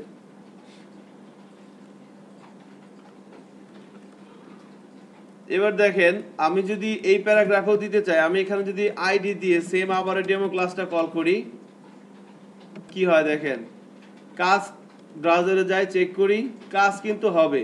কাজ হচ্ছে না? কাজ কিন্তু হচ্ছে, বাট এখানে নিচে দেখেন একটা ইয়েলো লাইন চলে আসছে। কি দেখাচ্ছে? সো যখন কোন একটা সিএসএস এর ক্লাসকে আমি আইডি দিয়ে কোন একটা এলিমেন্টে কল করতেছি, তার মানে কি ওই ক্লাসটা আমি অন্য কোথাও ইউজ করাটা আমার জন্য ওয়াইজ হবে না। আমি করতে পারবো, বাট সেটা কিন্তু 2 নাম্বারই হয়ে যাবে। কেমন? সেই কাজটা করা যাবে না। এবার আমরা ডেমো ক্লাসটাকেই ক্লাস অ্যাট্রিবিউট দিয়ে কল করতে যাচ্ছি। ক্লাস বলে দিলাম ডেমো। কাজ হচ্ছে? হচ্ছে না কিন্তু, কারণ কি? ডট দিতে হবে, এখানে ডট দিয়ে হয়। এবার ডট দিলাম, এবার চেক করি, এবার কিন্তু পাচ্ছে। কারণ কি, এই ক্লাসটাকে এবার ক্লাস অ্যাট্রিবিউট দিয়ে কল করেছে, এটাকে একটা ডট দিতে হচ্ছে। এবার আমি দেখি এখানে কি হয়, আমি এই ক্লাসটাকে আবারও কল করি, ডেমো দিলাম, এখানে কোনো প্রবলেম আছে? এখানে কিন্তু কোনো প্রবলেম নাই, এখানেও ঠিক আছে। তার মানে একটা ক্লাসকে যদি আমি একের অধিক ইউজ করতে চাই, তাকে আমি কি দিয়ে কল করব? ক্লাস দিয়ে। আর যদি একবারই কল করি, তাকে ইউজ করব কি দিয়ে? আইডি দিয়ে। সো সিএসএস এর কোনো একটা ক্লাসকে এইচটিএমএল এলিমেন্টে আমি ক্লাস দিয়ে কল করলে ওই ক্লাসটাকে আমি বারবার ইউজ করতে পারবো, আর আইডি দিয়ে কল করলে একবার ইউজ করতে পারবো। যেই পদ্ধতিতে আমরা এইচটিএমএল এলিমেন্টের মধ্যে সিএসএস এর ক্লাসগুলো অ্যাপ্লাই করছি, এই পদ্ধতির নাম কি? Internal CSS. এবার আমরা এটা ছাড়াও এইচটিএমএল ফাইলের মধ্যে আরো একভাবে কাজ করতে পারি। খেয়াল করেন, আমি এই লাইনসগুলোকে কমেন্টস করে রাখতেছি। এবার যদি ব্রাউজারে যাই, কোনো কিছুই কিন্তু নাই। সো এবার আমরা চাইলে এইচটিএমএল এর ট্যাগের মধ্যে সরাসরি লিখতে পারি। কেমন? আমি এখানে বলে দিয়েছি স্টাইল। এই স্টাইলটা কি অ্যাট্রিবিউট না ট্যাগ? বলেন তো। অ্যাট্রিবিউট কিন্তু এটা। সো স্টাইলের মধ্যে এসে আমি বলে দিলাম কালার, যার ভ্যালু বলে দিলাম রেড, রাইট। এটাকে বলা হচ্ছে কি? Inline CSS. দেখেন কালারটা কিন্তু পেয়ে গেছে। এবার যদি বলি ফন্ট সাইজ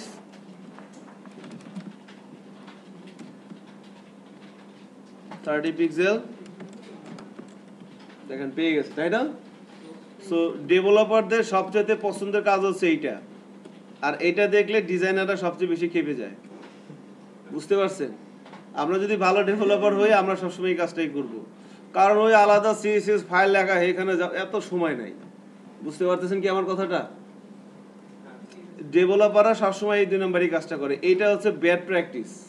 আমি যে কাজটা এখন করতেছি, কোনো একটা এইচটিএমএল এর এলিমেন্টকে আমার ইচ্ছে মতো একটা শেপে নিয়ে আসার জন্য আমরা এই ইনলাইন সিএসএস ইউজ করতে পারি, but this is not good practice. But এই প্র্যাকটিসটাই কিন্তু ডেভেলপাররা করে, আমি নিজেও করি যখন কোনো সাইট ডেভেলপ করি। হ্যাঁ হ্যাঁ, সো এটা করা উচিত না আর কি, বাট কখনো কখনো এটাই করতে হবে, এটা ছাড়া অল্টারনেট কোনো ওয়ে নাই। যেমন প্রায়োরিটি কেন, আমি এক্সটার্নালও করতে পারবো, সমস্যা নাই, ওটার জন্য আলাদা একটা সিনট্যাক্স আছে। রাইট, ওই যে বলে দিছি ইম্পর্টেন্ট ইউজ করলেও হবে, ইম্পর্টেন্ট ইউজ করলেও হবে, বাট এটা একটা জায়গায় এসেনশিয়াল। এটাকে যে এত আন্ডার এস্টিমেট করতেছি আমরা, এটা কিন্তু একটা জায়গায় এসেনশিয়াল। আপনারা যদি ডম পিডিএফ দিয়ে কোনো একটা পিডিএফ রিপোর্ট তৈরি করেন, সেক্ষেত্রে কিন্তু ইনলাইন সিএসএস লিখতে হবে। এক্সটার্নাল কোনো সিএসএস ডম পিডিএফ দিয়ে কাজ করে না। হ্যাঁ, আপনি ধরেন কোনো একটা ইনভয়েস তৈরি করবেন, ইনভয়েসটাকে পিডিএফ করে প্রিন্ট করবেন, সেক্ষেত্রে আপনাকে ওই ইনভয়েস তৈরি করার জন্য যে টেমপ্লেটটা, সেটাকে আপনাকে ইনলাইন সিএসএস ইউজ করতে হবে। ঠিক আছে, আপনি এক্সটার্নাল কোনো সিএসএস ফাইল দিয়ে কল করে কাজ করবেন, ওটা কাজ করবে না। বহুত প্যারা আছে আর কি এখানে। সো যাই হোক, আমরা এভাবে সিএসএস এর ক্লাস অ্যাপ্লাই করে কাজ করতে পারি। আমাদের বেস্ট প্র্যাকটিস যেটা আমরা করব সেটা হচ্ছে আলাদা সিএসএস এর ফাইল তৈরি করে নিব। সো এবার আমরা একটা সিএসএস এর ফাইল তৈরি করে নিচ্ছি। আমাদের প্রজেক্ট ফোল্ডারের মধ্যে এসে আমরা সিএসএস এর ফাইল কিভাবে তৈরি করব দেখেন, ক্যাসকেডিং স্টাইল শিট নিউ থেকে কি নিব, ক্যাসকেডিং স্টাইল শিট নিব একটা, কেমন? সো ক্যাসকেডিং স্টাইল শিটের নাম দিলাম আমরা স্টাইল ডট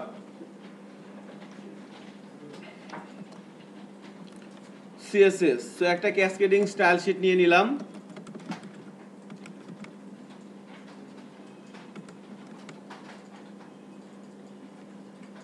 এবার এখানে এসে আমরা সিএসএস এর একটা ক্লাস লিখব। আমরা বললাম demo colour red font size 30 pixel. So এইটা একটা আলাদা ফাইল, style.css এইটা একটা আলাদা ফাইল, আবার css_basic.html এইটা একটা আলাদা ফাইল, তাই না? সো মানে জেনারেল কমন সেন্স কি বলে, লিংক করতে হবে। দুইটা আলাদা আলাদা ফাইল কি কাজ করবে? সো লিংক করতে হবে html ফাইলের সাথে css ফাইলকে লিংক করার জন্য html এর কোন ট্যাগটি ইউজ করা হয়? লিংক। সো লিংক ট্যাগ, যার মধ্যে রিলেশন বলে দিতে হয় স্টাইল শিট, আর হাইপার রেফারেন্সের মধ্যে ওই সিএসএস ফাইলের পাথটা বলে দিতে হয়। সো পাথটা কি হবে দেখেন, এখানে কন্ট্রোল চেপে ধরে স্পেস বার দিচ্ছে, আমাকে সাজেশন দিচ্ছে কোথায় যাব বলেন তো, ওই যে style.css। তাহলে এবার কিন্তু আমার সিএসএস ফাইলটা আর এইচটিএমএল ফাইলটা কিন্তু লিংক আপ হয়ে গেছে, তাই না? এখন যদি ব্রাউজারে যাই কাজ হবে। দেখেন এইটা কাজ কি হচ্ছে না হচ্ছে না, এটা কোথা থেকে আসছে বলেন তো? এক্সটার্নাল থেকে আসছে। না, ওখানে ডেমোর সিলেক্টরটা ঠিক করা হয়নি, এটা কিন্তু ইনলাইন সিএসএস থেকে আসছে। এই দেখেন এটা থেকে আসছে না, সেকেন্ডের মধ্যে ক্লাস কল করছি ডেমো, বা ডেমো ক্লাসটা কি সে পাইছে? লিংক তো করা হয়েছে। হ্যাঁ, একে তো বোঝাইতে হবে যে তাকে কি দিয়ে ডাক দিছে, ক্লাস দিয়ে ডাক দিছে না আইডি দিয়ে ডাক দিছে। বাট আমি যেখানে ডট দিয়ে দেই, এবার কি হবে, এবার কিন্তু এই ফাইলটার সাথে এই ফাইলটা লিংক আপও করা আছে, এবং এই ফাইলের মধ্যে যে ক্লাসটা আছে তাকে ক্লাস দিয়ে কল করা হয়েছে, এবং তাকে বুঝিয়েও দেওয়া হয়েছে যে তোমাকে ক্লাস দিয়ে কল করা হয়েছে ডটের মাধ্যমে। সো এবার যদি আমি ব্রাউজারে যাই, রিলোড দেই, আমি দেখতে পাচ্ছি আমার সেকেন্ড প্যারাটাও কিন্তু বড় হয়ে গেছে।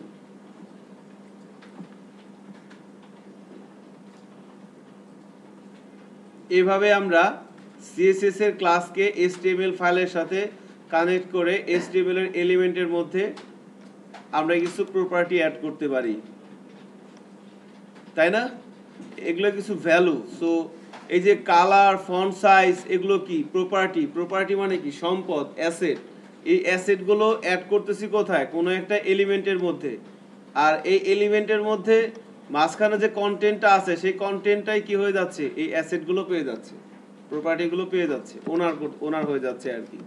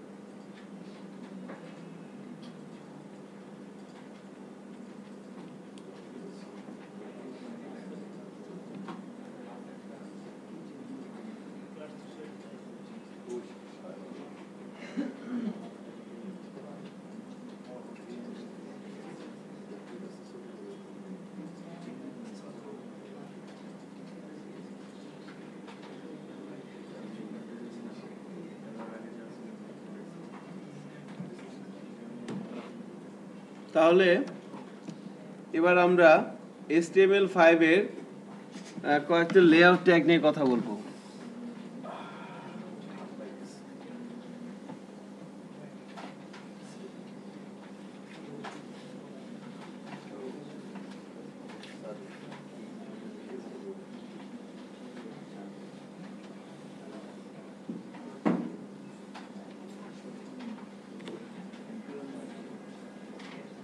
বলা হয় যে HTML5 এর কয়েকটা লেআউট ট্যাগের নাম বলেন।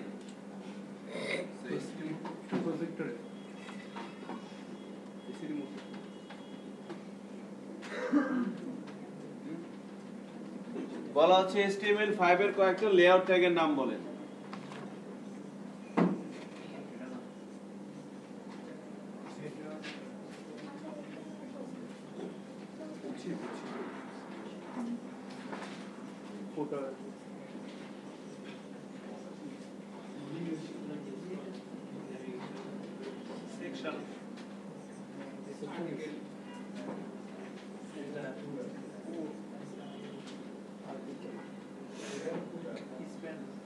ফুটার আছে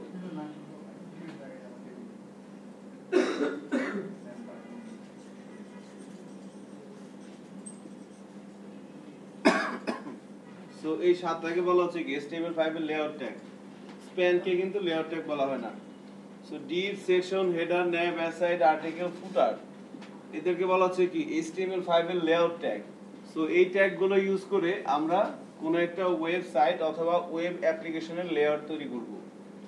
সো সেই ক্ষেত্রে এই এলিমেন্টগুলোর ডিফল্ট কোনো বিহেভিয়ার নাই, মানে এদের হচ্ছে ডিফল্ট বিহেভিয়ার কি জিরো। এদের বাই ডিফল্ট আমরা জানি যে প্রত্যেকটা HTML এলিমেন্টের সাথে ডিফল্ট কিছু মার্জিন এবং প্যাডিং থাকে, ওইটা ছাড়া এদের আর কিছুই নাই। সো এদেরকে আমাদের মতো করে মানে করে নিতে হয়, সাজিয়ে নিতে হয়। সো এই লেআউট ট্যাগ গুলো নিয়ে যখন আমরা কাজ করব তখন আমাদের ডেফিনেটলি CSS লাগবে, স্টাইল শীট ছাড়া সম্ভব না। আমরা যেমন টেবিলের মাধ্যমে ছোট ছোট কিছু অ্যাট্রিবিউট ইউজ করে অনেক কিছু করতে পারতেছিলাম, একটা স্ট্যাটিক সাইট কিন্তু তৈরি করা যাবে টেবিল দিয়ে, করা যাবে না? যাবে। কিন্তু আর এই ট্যাগ গুলো দিয়ে কিন্তু আমরা পারবো না আর কি। সো এগুলো ইউজ করে CSS ইউজ করতে হবে। সো এই প্রত্যেকটা ডিভ বলেন, সেকশন, হেডার, ন্যাব এগুলো বলেন, এদের আমরা সাপোজ ডিভ নিয়ে কাজ করব। সো এই এলিমেন্টগুলোর প্রথমে ডাইমেনশন সেট করতে হয়। মানে এই ধরনের কোশ্চেন আসতে পারে যে CSS এর কয়েকটা ডাইমেনশন প্রপার্টির নাম বলেন, তখন কি বলবেন?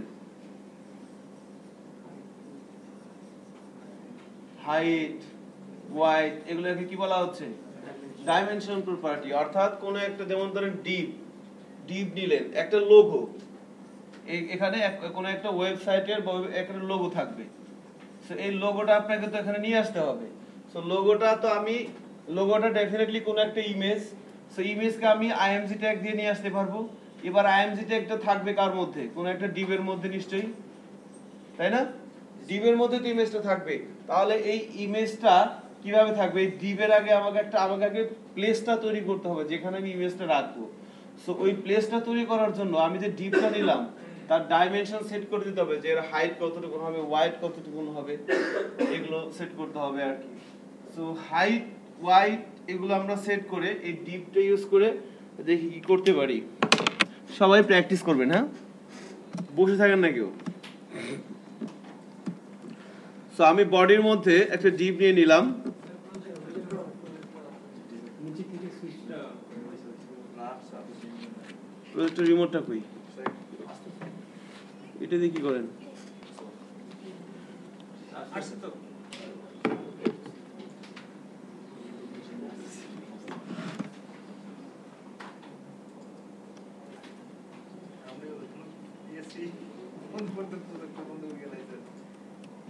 সো আমরা একটা ডিভ নিয়ে নিলাম।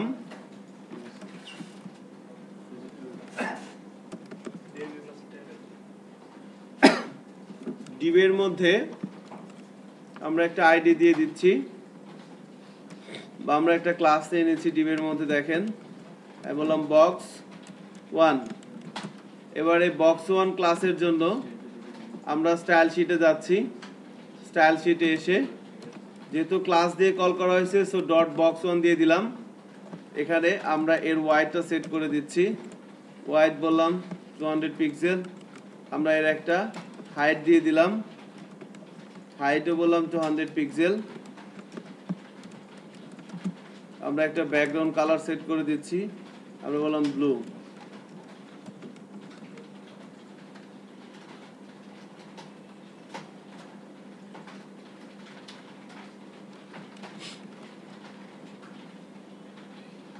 এবার যদি ব্রাউজারে যাই, রিলোড দেই, দেখেন আমাদের কিন্তু একটা বক্স এভাবে চলে আসছে। তো একটা হাইট আছে, একটা ওয়াইট আছে, একটা ব্যাকগ্রাউন্ড কালার আছে।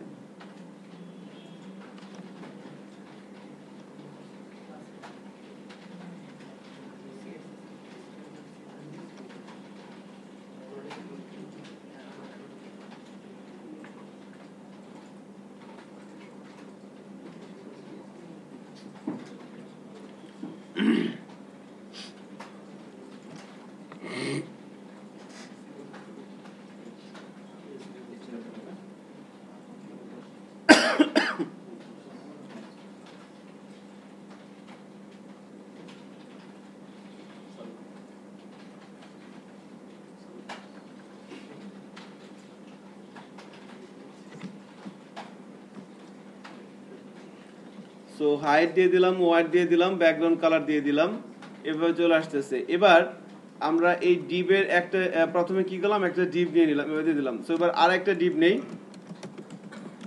এখানে আমি ক্লাস কল করে দিলাম box2, আর একটা ক্লাস নিচ্ছি box2 নামে। সো এরও একটা, এর জন্য কিছু ডাইমেনশন সেট করে দিই এখানে box2।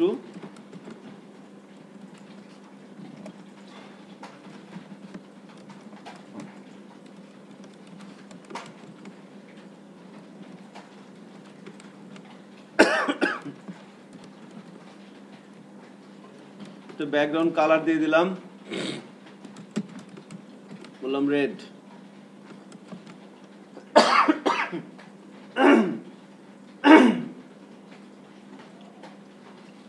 ব্যাকগ্রাউন্ড কালার বলে দিলাম রেড। এবার চেক করি, দেখেন নিচে নিচে কিন্তু চলে আসছে, তাই না? সো উচিত ছিল কি পাশাপাশি আসলে ভালো হতো না? সো বাই ডিফল্ট এর পাশে কিন্তু জায়গা আছে।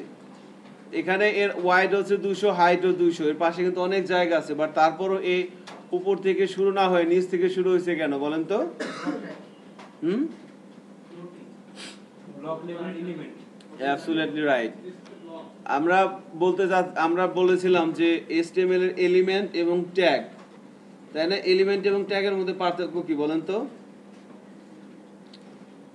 সেকেন্ড ক্লাসে বলা হয়েছিল, আজকে 3 নাম্বার ক্লাস।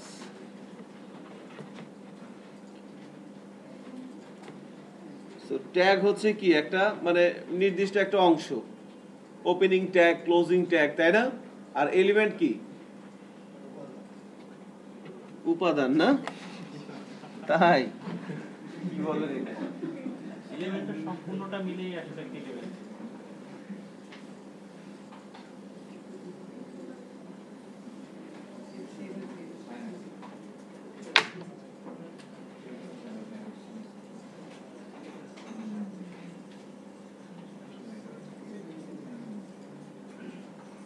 এখানে এলিমেন্ট কোনটা বলেন তো?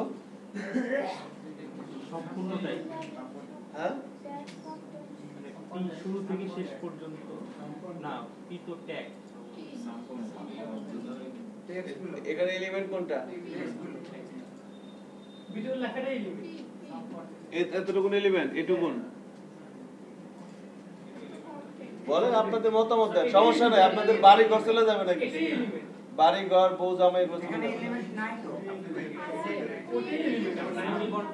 হ্যাঁ, কোনটা এলিমেন্ট? আচ্ছা, একজন বলছে সাম কন্টেন্ট। আপনি কি এখন আসলেন? কোথায় বসছিলেন? ও আচ্ছা,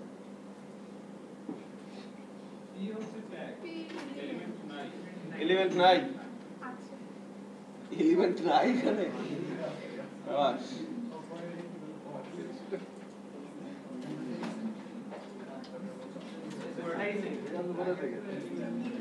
একজন বলছে পুরোটাই এলিমেন্ট, একজন বলছে এতটুকুন এলিমেন্ট। আর কেউ কিছু বলবেন? একজন বলছে এখানে এলিমেন্ট নাই।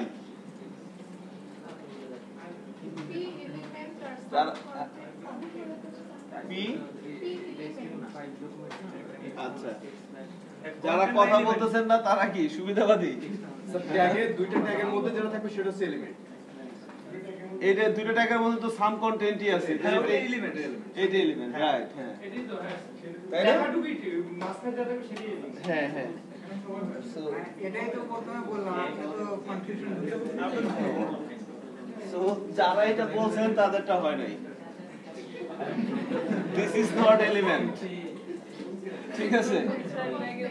এলিমেন্ট কি? এলিমেন্ট একজন বলছে, উনি বলছেন ওটা ঠিক আছে। এলিমেন্ট হচ্ছে কমপ্লিট বিষয়টা।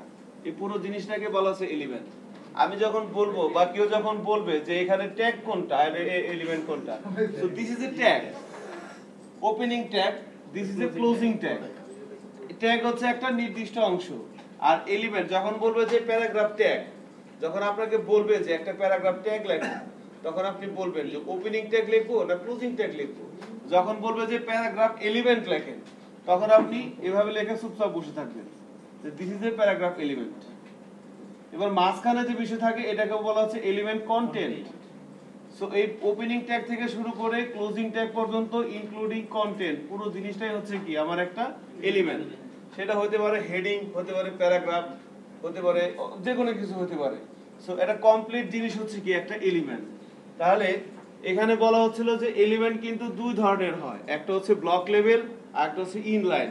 ব্লক লেভেল হচ্ছে সরকারি দল আর ইনলাইন হচ্ছে কি বিরোধী দল। বুঝতে পারছেন বিষয়টা? সরকারি দল বিরোধী দল কেন বললাম? ব্লক লেভেল হচ্ছে কি, ধরেন আমি এখানে বললাম পি দিয়ে শুরু করলাম, পি দিয়ে শেষ করলাম, এখানে কিছু লিখলাম। সো আমার ওয়াইড কিন্তু এতটুকুন, ঠিক আছে, বাট এই কন্টেন্টটা কি অল্প না, তাহলে এতটুকুনে কন্টেন্টটা হয়ে গেল, বাকি জায়গাটুকুন কি ফাঁকা না? তো তার তো ছেড়ে দেওয়া উচিত, সে কিন্তু ছেড়ে দিবে না। ব্লক লেভেল এলিমেন্ট গুলো পুরো জায়গাটা দখল করে রাখে, কন্টেন্ট যাই থাকুক আর না থাকুক। আর ইনলাইন এলিমেন্ট গুলো কি হয়, যতটুকুন কন্টেন্ট ততটুকুন জায়গা সে নিবে। তো দুই একটা ব্লক লেভেল এলিমেন্টের নাম বলি। প্যারাগ্রাফ বা block level element, div block level element, হ্যাঁ। Anchor tag inline, block level না। অ্যাঙ্কর ট্যাগ, ইমেজ, স্প্যান, এগুলো কি ইনলাইন এলিমেন্ট, ঠিক আছে। এগুলো হচ্ছে ইনলাইন এলিমেন্ট, যতটুকুন জায়গা ততটুকুন সে নিয়ে নিবে। আর এই যে লেআউট ট্যাগ গুলো দেখতেছেন সবগুলাই কি ব্লক লেভেল।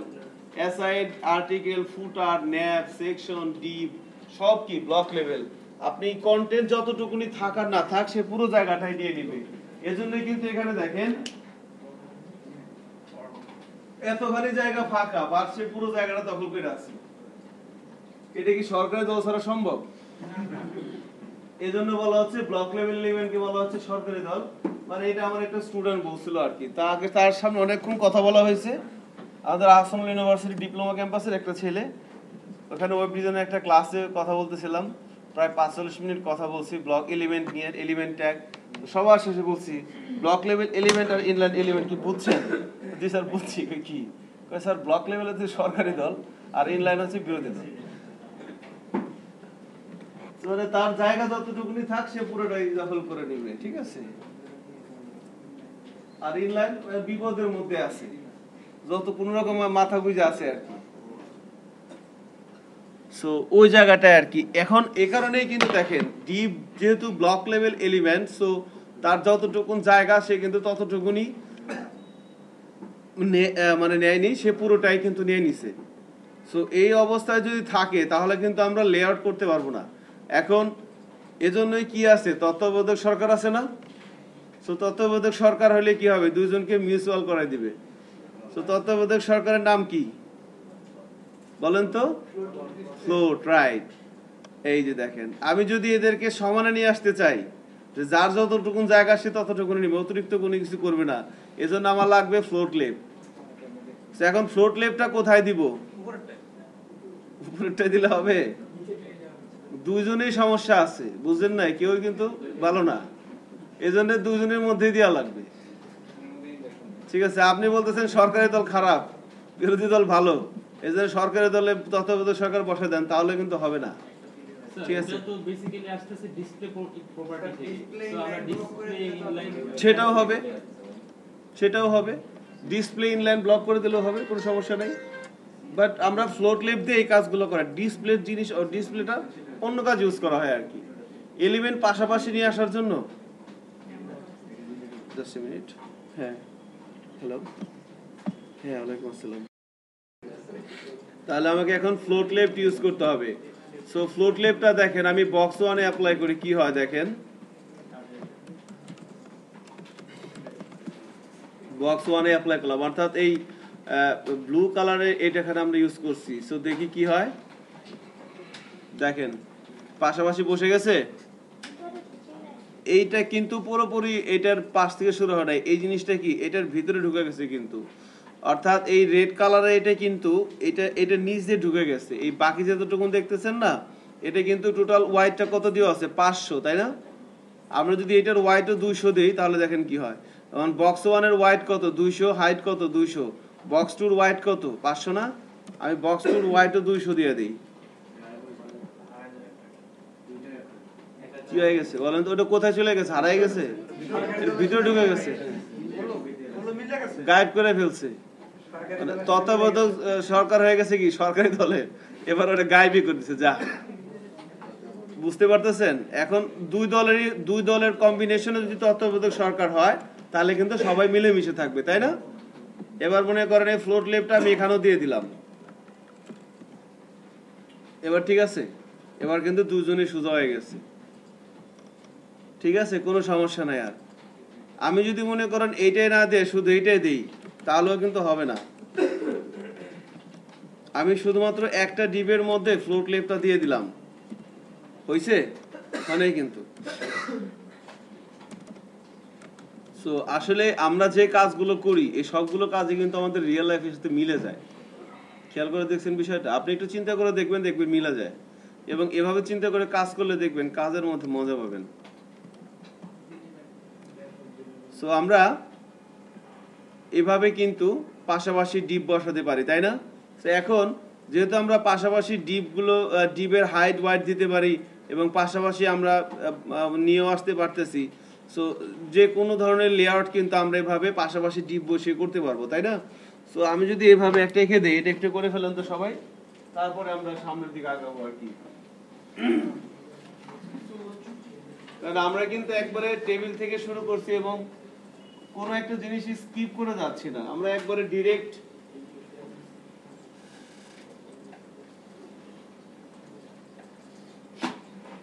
আসল জায়গাটা যাচ্ছি না, ভেঙে ভেঙে যাচ্ছে আর কি।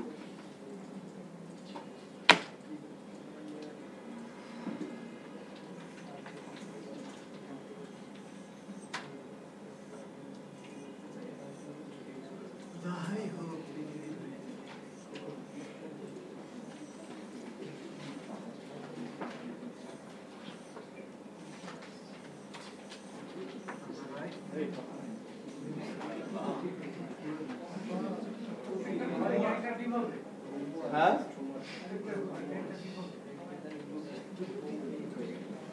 এখন করে ফেলেন। এটা কয়টা ডিপ লাগবে? 1 2 3 4 5 6 7 8 9 10 11 12 13 14 15 16টা ডিপ লাগবে মাত্র। ঠিক আছে, করে ফেলেন এখনই। একটা HTML ফাইল নেন, একটা CSS ফাইল নেন, লিংক আপ করেন, লিংক আপ করার পর এরকম একটা ব্যাকগ্রাউন্ড কালারটা শুধু চেঞ্জ করে দিন। 16 ধরনের কালার ইউজ করে এই ধরনের কাজ করবেন।